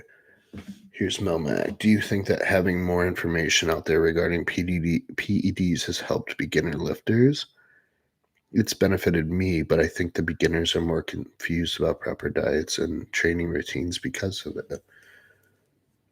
Um, do I think that having more information out there regarding PEDs, beginner lifters should not be using PEDs? Do you agree? If you're a beginner lifter, why the fuck are you using PEDs? You don't have any performance to enhance.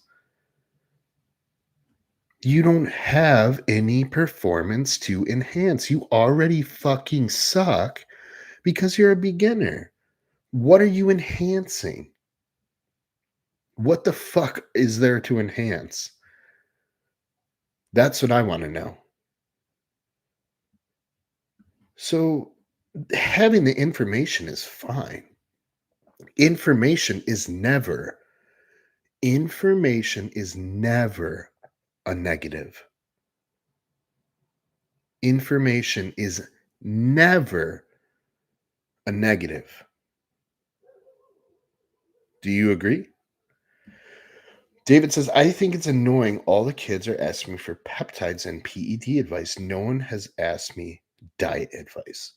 Not only that, how many of them have asked you, hey, DLC, is it cool if I train legs with you tomorrow? I know I've seen you training legs on Wednesday or whatever, and hey, is it cool if I join you? Because I need someone to fucking bury me. I need to feel what hard training is. That's what I used to do. That's what I used to do. I would go to the guys and girls bigger than me and say, can I train with you? And they would say, yeah, let's fucking do it. And I would try to beat them the entire time, no matter how fucking stupid or shitty I was being. If my form was garbage, I didn't fucking care. I was just going to I was going to earn their respect.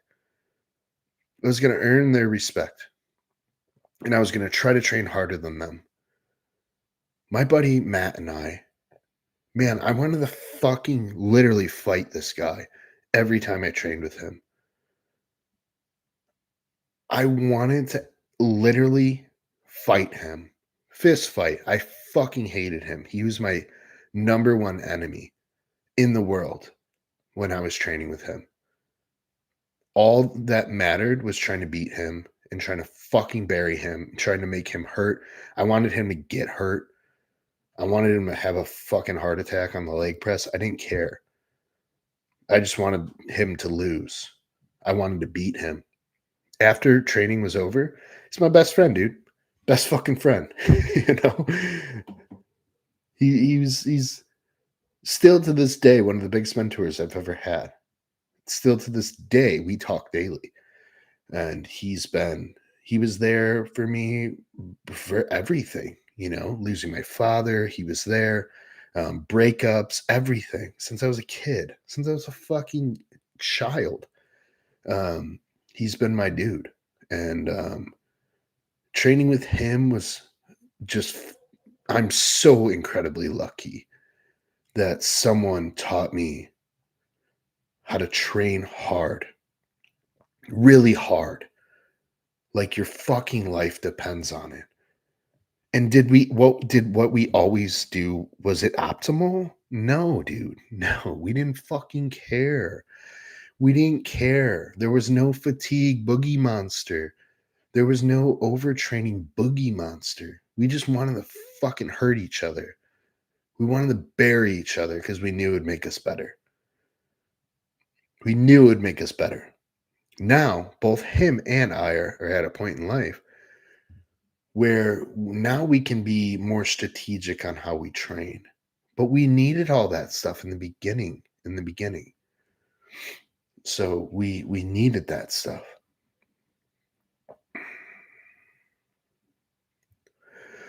Melmac says, I agree. I see a lot of young guys talking about taking gear and stuff, and they are they are rail thin.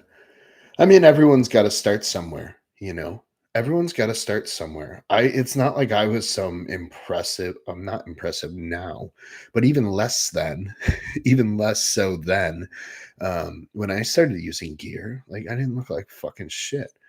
You know, I literally looked like nothing at all. But you have to start somewhere. I mean, I was strong as fuck when I started taking gear. I was already, you know, deadlifting 600 pounds and shit like that. So I wasn't like a total bitch. I knew how to fucking train, that's for sure. I knew how to train very hard. Um, and I definitely knew about nutrition. I definitely knew about that. Um, but yeah, no, I mean, still, I will still say to this day, if I could go back in time, I probably still would have started PEDs earlier than I did. I think I trained natural for way longer than I needed to. But that's okay. That's okay. There's nothing wrong with that per se. Um, but yeah, I'm hesitant to judge too many people on when they start or why they start, um, because I don't know. You just everyone has to start somewhere. But yeah, I mean, if you train like a bitch and you eat like a fucking idiot and you're taking gear, like stop, stop it. But yeah, like I said, no one's ever asked David like, "Hey, dude, what do you eat? Like, what's your food look like daily?" Or, "Hey, can I train with you? Let me hop in and work in with you. Is that cool?" Man, you guys are missing out on that if you're not doing that. If you're not finding training partners, and it's not, "Hey, can I train with you?" And then you guys like chat for 15 minutes. It's like, "No, hey, you know, you want to train legs together? Yeah, fuck yeah, let's do it. Cool." You show up with your headphones on, you don't talk to that motherfucker, you just try to kill him the whole time. That's how that's how you find a true training partner. You just try to bury that motherfucker the whole time. Make sure they lose. JA says, and that's why you're a great coach. I appreciate that. I appreciate that. I've just fucked up enough where I can save people a lot of time. That's all. That's all. I just have a lot of experience, with making really dumb fucking mistakes and learning from the best in the world. I've literally learned from the best coaches in the world. And that's how I'm becoming a better coach. Um, John says humility, humiliate, humiliation. Yeah, those are all very strange words.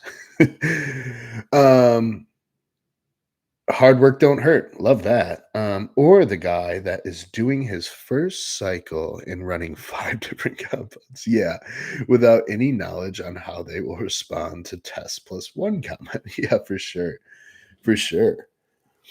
That's a that's a common one too. That's a common one too. 5 different compounds is crazy, dude. It's crazy. I mean, man, if someone wants to run their first cycle and they want to run some tests and fucking Deca, I don't care. Or they want to run some tests and Prima Ballin or Masteron, I don't care. Test an Anavar, sure, whatever, whatever. If you want to run 2 compounds for a first cycle, I don't think it's the end of the fucking world. You know what I mean? Um, Especially if you're already on TRT, you kind of already have a feeling of what test does. So if you're going to run the cycle, we could do some test in Masteron, test in Prima Ballin, test in Equipoise in scenarios. Some people respond really well to Nandrolones like NPP or DECA. Um, some people do really well with those, others really don't. Really fucking don't. So yeah, I mean, 2 compounds, I don't think it's the end of the world. Like you said, test plus 1 compound. Yeah, I'm on board with that for sure. I'm on board with that. Most of my like younger, more green guys to the industry, if they're trying to run their first cycle, man, they're probably going to start really low on test only. Um, and the one thing I do like to do is have them get initial blood work done first. And this can tell you a few things. One, if they already have like a naturally high test level and a good free test, and the estrogen's like in range, like let's say a guy gets his blood work done. Let's say he's 25. He gets his blood work done and his test level is 850 and his free test is adequate. It's in a good spot. And his estrogen is in a good spot as well.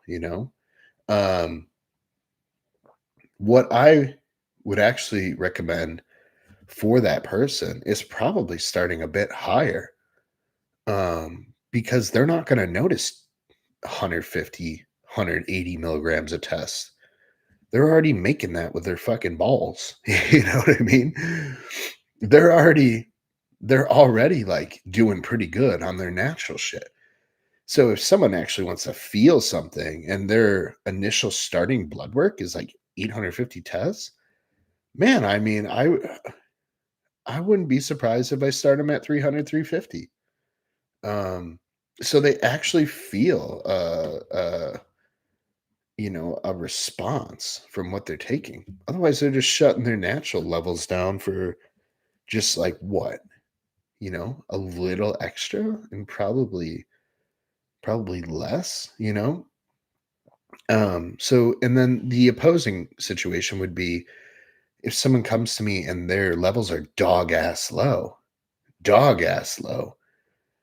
um, and let's say their total test is like 250, 300, and their free test is ass, and their estrogen is like, I don't know, maybe their estrogen's low.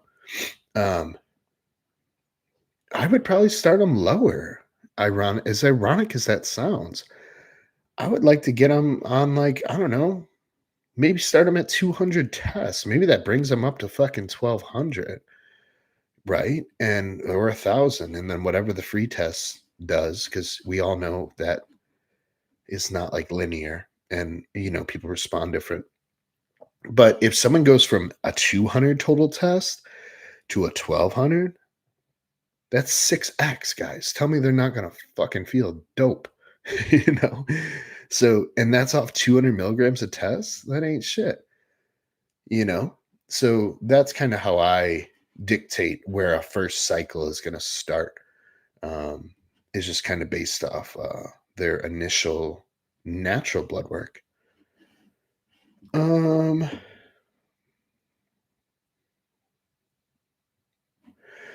Melmac says the problem is the kids think gear is the answer and completely ignore diet and training routine, no regard for those foundations. They talk about it like they talk about their gym outfits.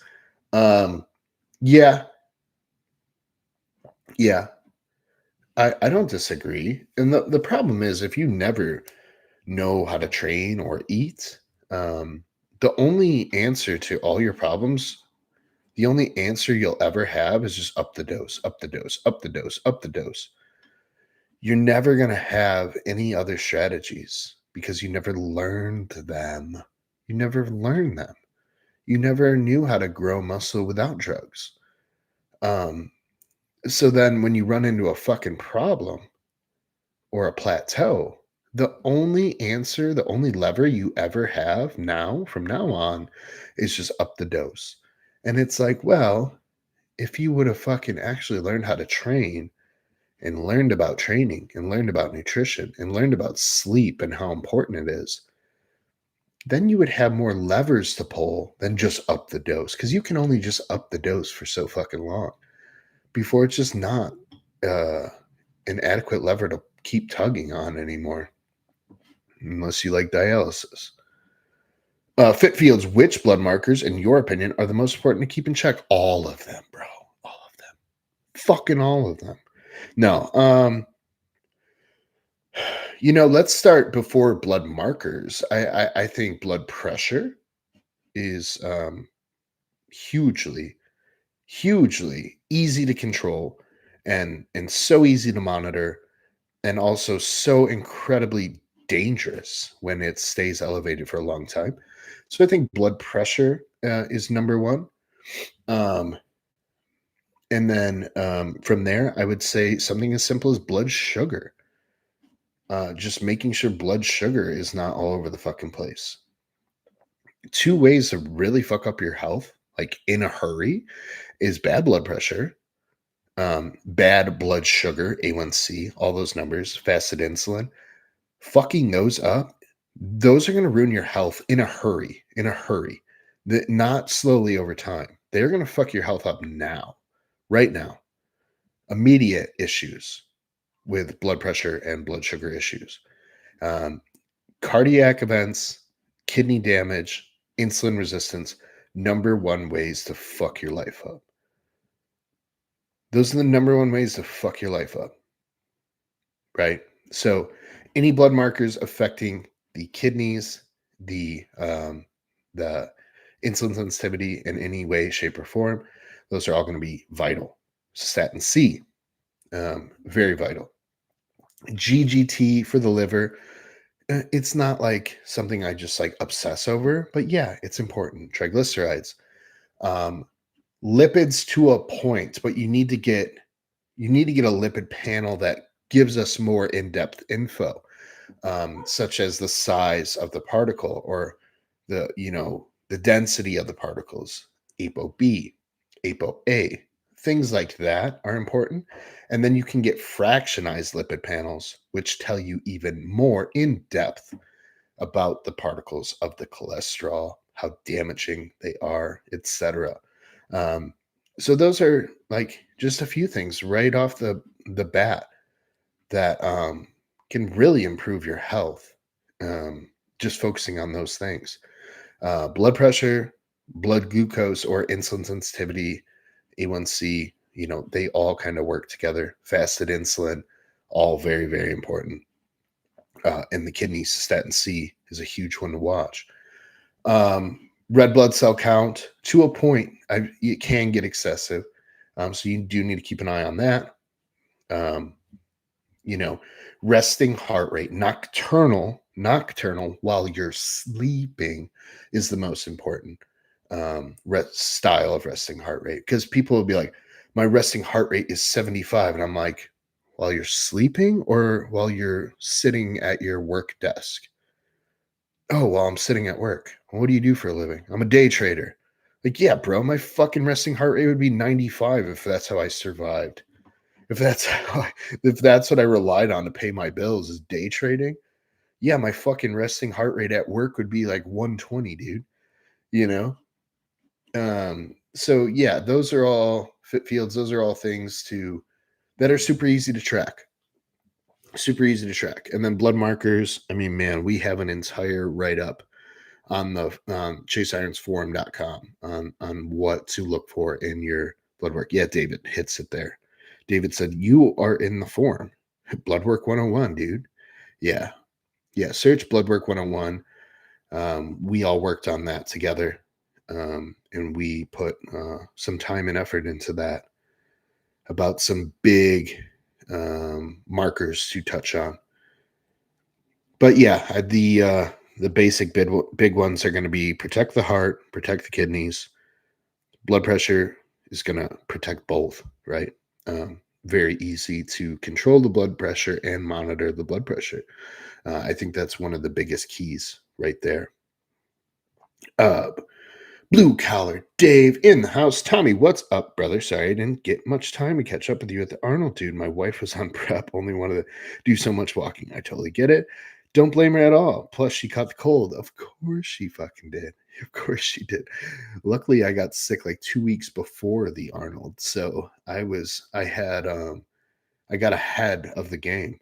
Yeah, bro. I wish we would have got able, to catch up, but yeah, fucking David and I were getting bombarded with peptide questions, which is always a good problem. That's what we're there to do. But yeah, I would have loved to catch up with you and let me know if you're going to the Olympia. I'm pretty sure we're planning on going.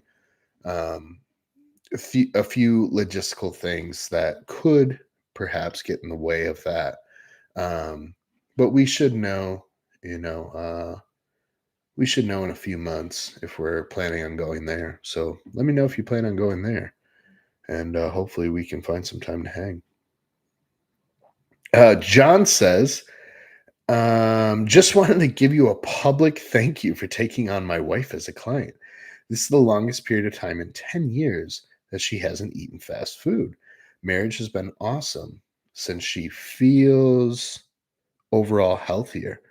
Bro, of course, man. Of course. It's my absolute pleasure. Um, Working with couples is such an honorable opportunity for me. That I have two individuals that trust me, um, and rely on me, and it's a lot of fun for me too because I can try to coordinate things with each other, and if I know this person's eating this food, I try to make the diets like similar so we have the same foods in the house, and um, I try to make things like make sense for each other. So it's a ton of fun for me. It's such an honor. I think if both people feel good, right, about themselves, they're going to show up better in that marriage or that relationship. They're going to show up better for each other. I think it builds a stronger uh, relationship, and um, I think it's kind of fun. I think it's kind of fun to do it together. And like I said, it's very honorable that a couple would actually trust me and give me that responsibility. It's with great pleasure. So thanks, Sean. Um, she's already been an absolute pleasure to work with. She just, what do you need me to do? Here's your plan. Okay, cool. She sends me a thumbs up. Sometimes she'll have a few follow up questions, answer those, and send her on her way. And she just goes to work, bro. She just goes to work, just like you do. And she had very nice things to say about you. Um, I can't say them on the air. No, just kidding. She just said your discipline, really helps her stay focused, and I think you inspire her, man. I think you do. She won't fucking tell you that because you suck, but behind closed doors, You are leading the family there. You're leading the household. And she sees it. She sees it. Hard work don't hurt. Nearly all androgens contribute to an increase in RBCs. Yep. Which can increase blood viscosity. Agreed. Test and trend have high RBC impact. All do. NPP primo mass moderate. VAR low to moderate. Does that seem accurate? No. No, it's not bad, dude. It's not bad. Certain drugs will hit the RBCs a little harder than others. And like that's because they were actually designed to. So like equipoise is going to hit it. Uh, in a lot of people, equipoise is going to hit the RBC pretty hard. Um, testosterone, there's going to be a rise for most people. Anadrol is going to hit it pretty fucking hard. But Anadrol is not something that you just keep in the blood for a long time. But yeah, Anadrol is going to hit it pretty hard. Believe it or not, Anavar is actually going to hit those RBCs. All of them will, though, dude. All of them. All of them are going to increase RBCs to a point. To a point. RBCs not like a end all be all marker that I would obsess over until it starts getting into like the sixes. I don't love seeing it there. Um, but a lot of the times RBCs are so inaccurate because people get their blood work done just dehydrated as fucking shit. Just absolutely dehydrated. Or they get their blood work done hyponatremic because they chug 19 gallons before their blood work. That's not the answer either, guys. You don't need to be drinking 14 gallons of water before your fucking blood draw. You just drink an adequate amount. Like, I don't know, for most people, that'd be 40 ounces. You don't need fucking 3 gallons of water before your blood work. That's crazy. You when in life, in any other day of the fucking week, are you just slamming 3 gallons of water upon waking? Don't be weird. Just drink adequate fluid before your blood work. Not fucking don't dilute your blood down to, like nothing. I mean, that's crazy. You're just playing tricks on the blood work. You're just playing games. Um, so what I do before my blood draw, I have the same 40-ounce water bottle that I drink an entire 40 ounces of clean water before I get my blood drawn. I do the same thing every time. So then I have a consistent variable. Some guys are drinking like 10 ounces of water in the morning. Some are drinking none, and then they go and get their blood work done, and the viscosity looks fucking crazy, especially in the morning. Especially in the morning. So that's something to consider as well when it comes to RBCs and everything like that. But yeah, everything's going to impact RBCs, all androgens of all kinds, shapes, colors, everything. No fast food is such an oh dude, yeah. Underestimated win for a lifestyle client. Oh yeah, dude. Like in our world, in the bodybuilding world, like people are like, well, no shit, you don't eat fast food.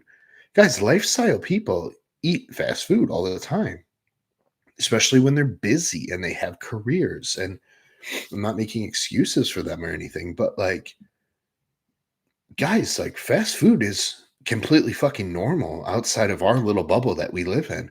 And when you can get people to get rid of that, man, that's huge. It's fucking huge. And John said that's been over a decade. This is the first time in over a decade that she hasn't eaten any fast food.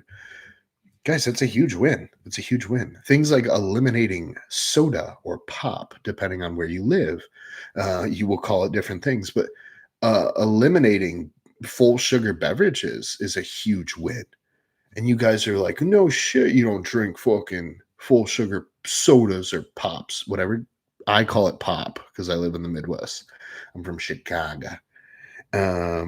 So we call it pop. But yeah, not drinking soda pop is a huge fucking win. And for lifestyle clients, guys, that's crazy. It's awesome. It's so funny watching her meal prep after she's criticized me about it for so long, says John. Oh, how the tables turn, my friend. It's been like 5 years since I've had fast food. Oh, man, that's too long, bro. That's too long. Everyone should get a little fast food, in their life. In their life. Every once in a while, you gotta get some fast food. Maybe if it's just like Culver's. Culver's is a good one. That's like pretty high quality fast food. Or like Five Guys is like kinda on that borderline of what's considered fast food. Um, Amanda John, can you wrap this up so you can help me build this deck box? No. I will be ending this here shortly. That's because I have to eat my next meal. It's not to help you build whatever the fuck a deck box is, whatever the fuck that is. Fit Fields, see you guys at the Olympia. Maybe we'll have some time to chop it up. Yeah, dude, 100%. 100%. That'd be great. David said, looking forward to the Olympia. I'm sure we'll work it out. Yeah, I think we will too. Supreme is asking, how long before the blood work do I consume the 40 ounce of water? I do it upon waking and then sometimes on the drive to the clinic. Um, but yeah, anywhere from 40 to 50 ounces is always my set standard. It doesn't change. How long before the blood work? Just like right before the blood work, So I'll typically, I typically try to get blood work done at like 7 a.m. I try to get it done as early as possible because I have to get it done before I drive out to the warehouse. So I try to get it done as early as possible. So I will hit that water um, in the morning upon waking, and then on the way there, I'll finish the rest of it. So I don't think it has to be timed. Like you guys, like don't play games with blood work. Just set a standard, and don't try to beat the system by like flooding your fucking system with water. It's just that's like when guys check their blood pressure like 15 times in a row until they get a good one. If your first blood pressure reading sucks, your blood pressure fucking sucks. Take one reading and that's it. Don't take 16 and take the best of all 16. Guys, stop cheating the fucking measurements. Take the blood pressure reading, write it the fuck down, and if it sucks, go do cardio. You fat ass. Stop playing games with measurements. You guys always look for the loopholes. Blue Collar Dave says, "Isn't Halo rough on the RBC? Even though low antibody." Yeah, well, the difference with Halo is it's rare that people are on it long enough and to get blood pressure or to get blood work done to actually know that the Halo was the issue. Does that make sense? And the other thing is, when do we run Halo? Well, we run it when we're dehydrated and getting ready for a show. Um, so yeah, I do think Halo is rough on RBCs, but it's not one of those compounds that just hang out in the blood long enough. Just like I mentioned with Anadrol. Anadrol is probably one of the heaviest RBC increasers because it's meant to do so. It's designed to increase RBC. Um, Literally, that's what Anadrol's for. But yeah, halotestin will definitely hit the RBCs for sure. But it's another compound that we're just not on long enough where I don't want to say it doesn't matter, but we're typically not taking Halo long enough for it to have a huge effect. You make people do bloods at a consistent time in the day too. I make people always do bloods morning and stay consistent with same. Yeah, dude. Yeah. I mean, unless of course their schedule doesn't allot for it, but it's like you need blood work changes so fucking rapidly. It's just a screenshot of time, but you want to control the variables that you can. You really do. Yeah, I recommend getting it done on the same day, around the same time, if you can, and absolutely the same amount of water each time. Same amount of water each time. Um, and take off the same amount of training days each time. The way I recommend getting blood work done is if you happen to need a deload at the same time that you need a blood work, perfect. Perfect. Train until Tuesday or Wednesday, take the rest of the week off, pull blood work that Saturday or the next Monday. That's the best way to get blood work done. So if you're already due for a deload is the perfect time to get blood work. They just naturally fall in line together. So whenever I plan on taking a few days off of training completely, I will typically take off Thursday, Friday, Saturday, Sunday, and get blood work done Monday. That's how I like to do it.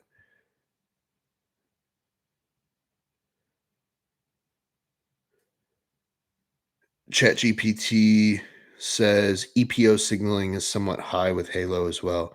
Interesting. Yeah, I could see that. I could see that for sure.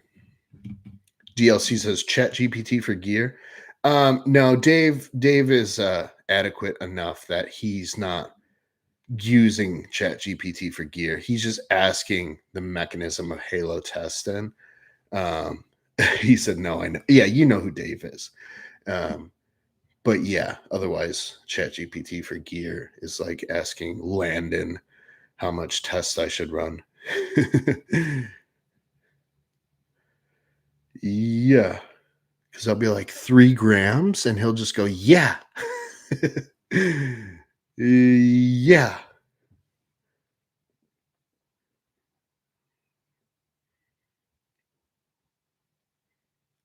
I accidentally forgot to put the bottom in it. I need your help. Did it come with instructions?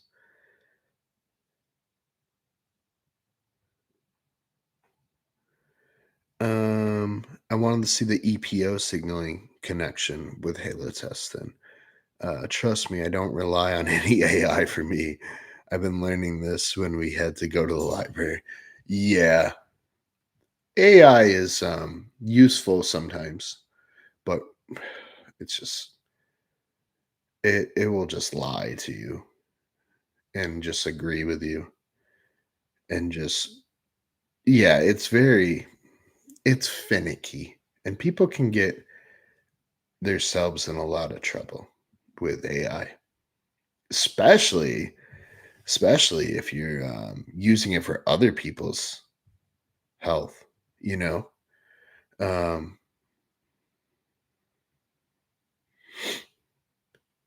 yeah, David and I are sticklers on AI, and specifically in our forum.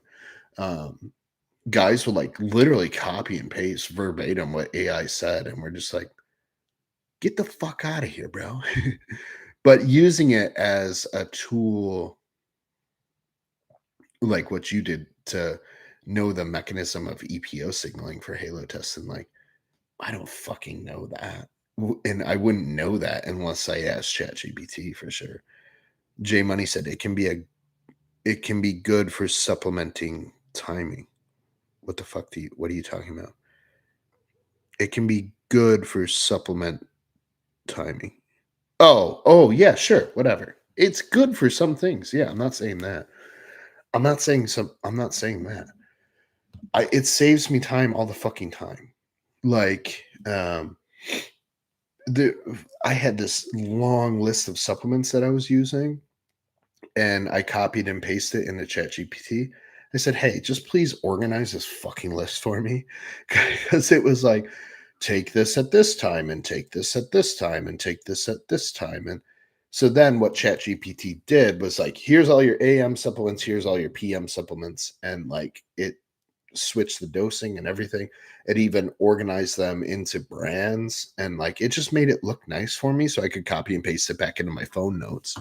Um, so it's very, very useful for several things. For several things.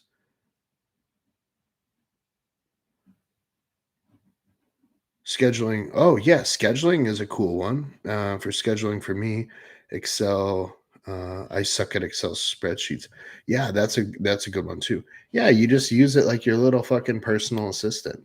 You don't use it for information, but unless there's like certain things that you need to know. But yeah, like logistical stuff, like it's your private little fucking secretary. Um, Yeah, 100%. It's great for logistical stuff. Yeah. Yeah, 100%. I have it fucking organized. I've had it organize my peptides, scheduling and when to take my peptides. I've had it build list for me on all sorts of different shit. There was one time I had like my diet, like there was just all this different notes and it was a fucking mess. And I just copied and paste everything. I'm like, just clean this shit up for me. And it just boom, it was done. And I'm like, cool. And I just copied and pasted it back into my notepad on my phone. Oh yeah, for recipes? Fuck yeah. Yeah, absolutely.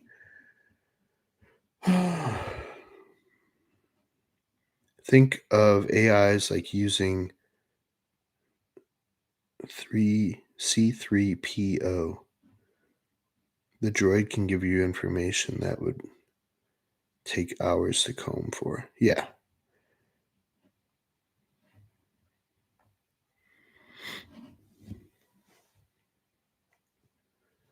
Turn this into a pancake without changing the ingredients and macros. Well, you just add a fucking quarter teaspoon of baking powder, and that's how you make your whatever you're talking about into a pancake, Jay. You don't need AI for that, you silly fuck. No, you're 100% right, dude. You're 100% right. AI is a godsend for fucking recipes and ideas. Like, hey, chat, my fucking chicken tastes like shit because I don't know how to cook because I've been eating McDonald's for 150 years. So, how do I cook this chicken and not taste like my asshole? And you can ask ChatGPT that, and it will help you. It will help you suck less. Never learn to cook. I know you didn't, Jay. I know you didn't. That's okay though, dude, because I'm here for you now. I don't know. I'm not like a fucking great cook, but my food tastes pretty fucking good. And I just order MegaFit meals now, MegaFit proteins, um, because I'm an asshole and all I do is work and train, and whatever time I have left goes to my family. So any chance I get to save myself time, um, that's what I do. Yeah, and then Amanda puts all my food together for me each day. So I try to make her life easier by ordering foods that are already cooked for me. It's not a laziness thing, it's a effectiveness thing. It's a time saving thing. So I can save everyone time, because time is the only really only asset that we have. And there's never enough of it, and all it does is go away. All it does is fade away quickly and quickly and quickly. So you need to make the most of your time. And sometimes you need to trade currency to get that time back. Because I've had so many people like so fucking mind blown that I spend money on proteins that are already cooked. They're like, it's easy just to throw it in the crock pot, bro. Yeah, who has to do that? Who has to do that? My wife has to do that, or I have to find time to do that. My day starts at 4:15 in the morning. I don't get home in my home until 6:30, 6:40, and then I get, you know, basically 1 hour with my wife and son before he has to go down for bed. And then I wake up and do it again tomorrow. That's Where do I put my meal prep in there, guys? I've been meal prepping since I was 15 fucking years old. 30 I'm that's 20 years of meal prepping. You don't think I could fucking figure it out if I had to? I can. I can. I've meal prepped a long, long, long fucking time. And I found what's easiest now for me is buying proteins that are already cooked. And then all Amanda has to do for me now is just open the cooked bags of protein, weigh it out, and put my meals together quickly for the next day. And it saves everyone time. It saves everyone time. And we can put that time back into the family and put that time back into other things. And sometimes put that time back into things that are going to generate revenue that pays for the meal prep. Right. So, yeah, that's it. That's how you do that. Crunchy said as I'm serving up some plain ass stinky chicken. I mean, yeah, if I have to cook my own food, I'm still gonna make it taste good. But all that just requires time. It all requires time. Time that I'm not willing to give up anymore. And I will still hit my goals by just fucking having someone else cook the chicken for me. Cook the bison for me, cook the shrimp for me, have someone else fucking cook it. I'm not doing it anymore. I'm not doing it anymore. That doesn't mean I'm just going to go to McDonald's. It just means I have to pivot and find a different way to hit my diet and to make it fit my life. And so that means spending a little bit more money on meats and proteins that are already cooked for me. That's it. That's all that means. So if that's what I got to do, that's what I got to do. And I'm not going to complain about it because it tastes great. I'm still on my plan and it's all good. It's all good. But I am starting to go hypo quite rapidly here. So I need to go eat my next meal, which is already put together for me by my wife. That's all your guys' issues. Some of you need a wife that will do that for you. Some of you have a wife that do that for you, and you're lucky, just like me. So that's the conclusion of the day. Go find a partner who will help you out. Jay Money said, I don't need a wife. I just need to go hypo. I got both, bro. I got a wife and I got hypo. And my meal's ready already. So I'm not even going to die. All I got to do is fucking stumble my fat ass downstairs and sit down and eat my meal so I don't die. So I don't die. I'm actively letting this go more and more hypo because I like the feeling. I'm a drug addict. I chase highs all the time. So hypo's a high for me. So I ride it out. So I ride it out until I can't fucking speak anymore. Go get some food, man. Thanks for the stream. Have a good day with Amanda and Landon. Thank you, DLC. Love you, brother. Thanks for being here. Love all of you guys. I will go get some food before this situation turns into an emergency. Crunchy says, thanks, Tommy. Great live. Thank you for being here, Crunchy. Thank all of you guys. Love you guys. DLC-designs.com for merch, Tommy John clothing, hats, etc. Code Tommy will save you money on the shipping. We provide great shipping over there at DLC Designs. So Tommy John or Tommy, Code Tommy will help you with that. Sorry, you can see this actively getting worse. You can see this actively getting worse as this hypo continues. OmegaAmino.net, code Tommy. Get all your lab tested peptides there for research, of course. TommyJohnCoaching.com for coaching. ChaseIronsForum.com for everything else, for everything. Community, information, everything else. all of the resources for anything that you might need to get closer to your goals and surpass your goals. So, yeah, gotta go before I die. Love you. Bye. Thanks.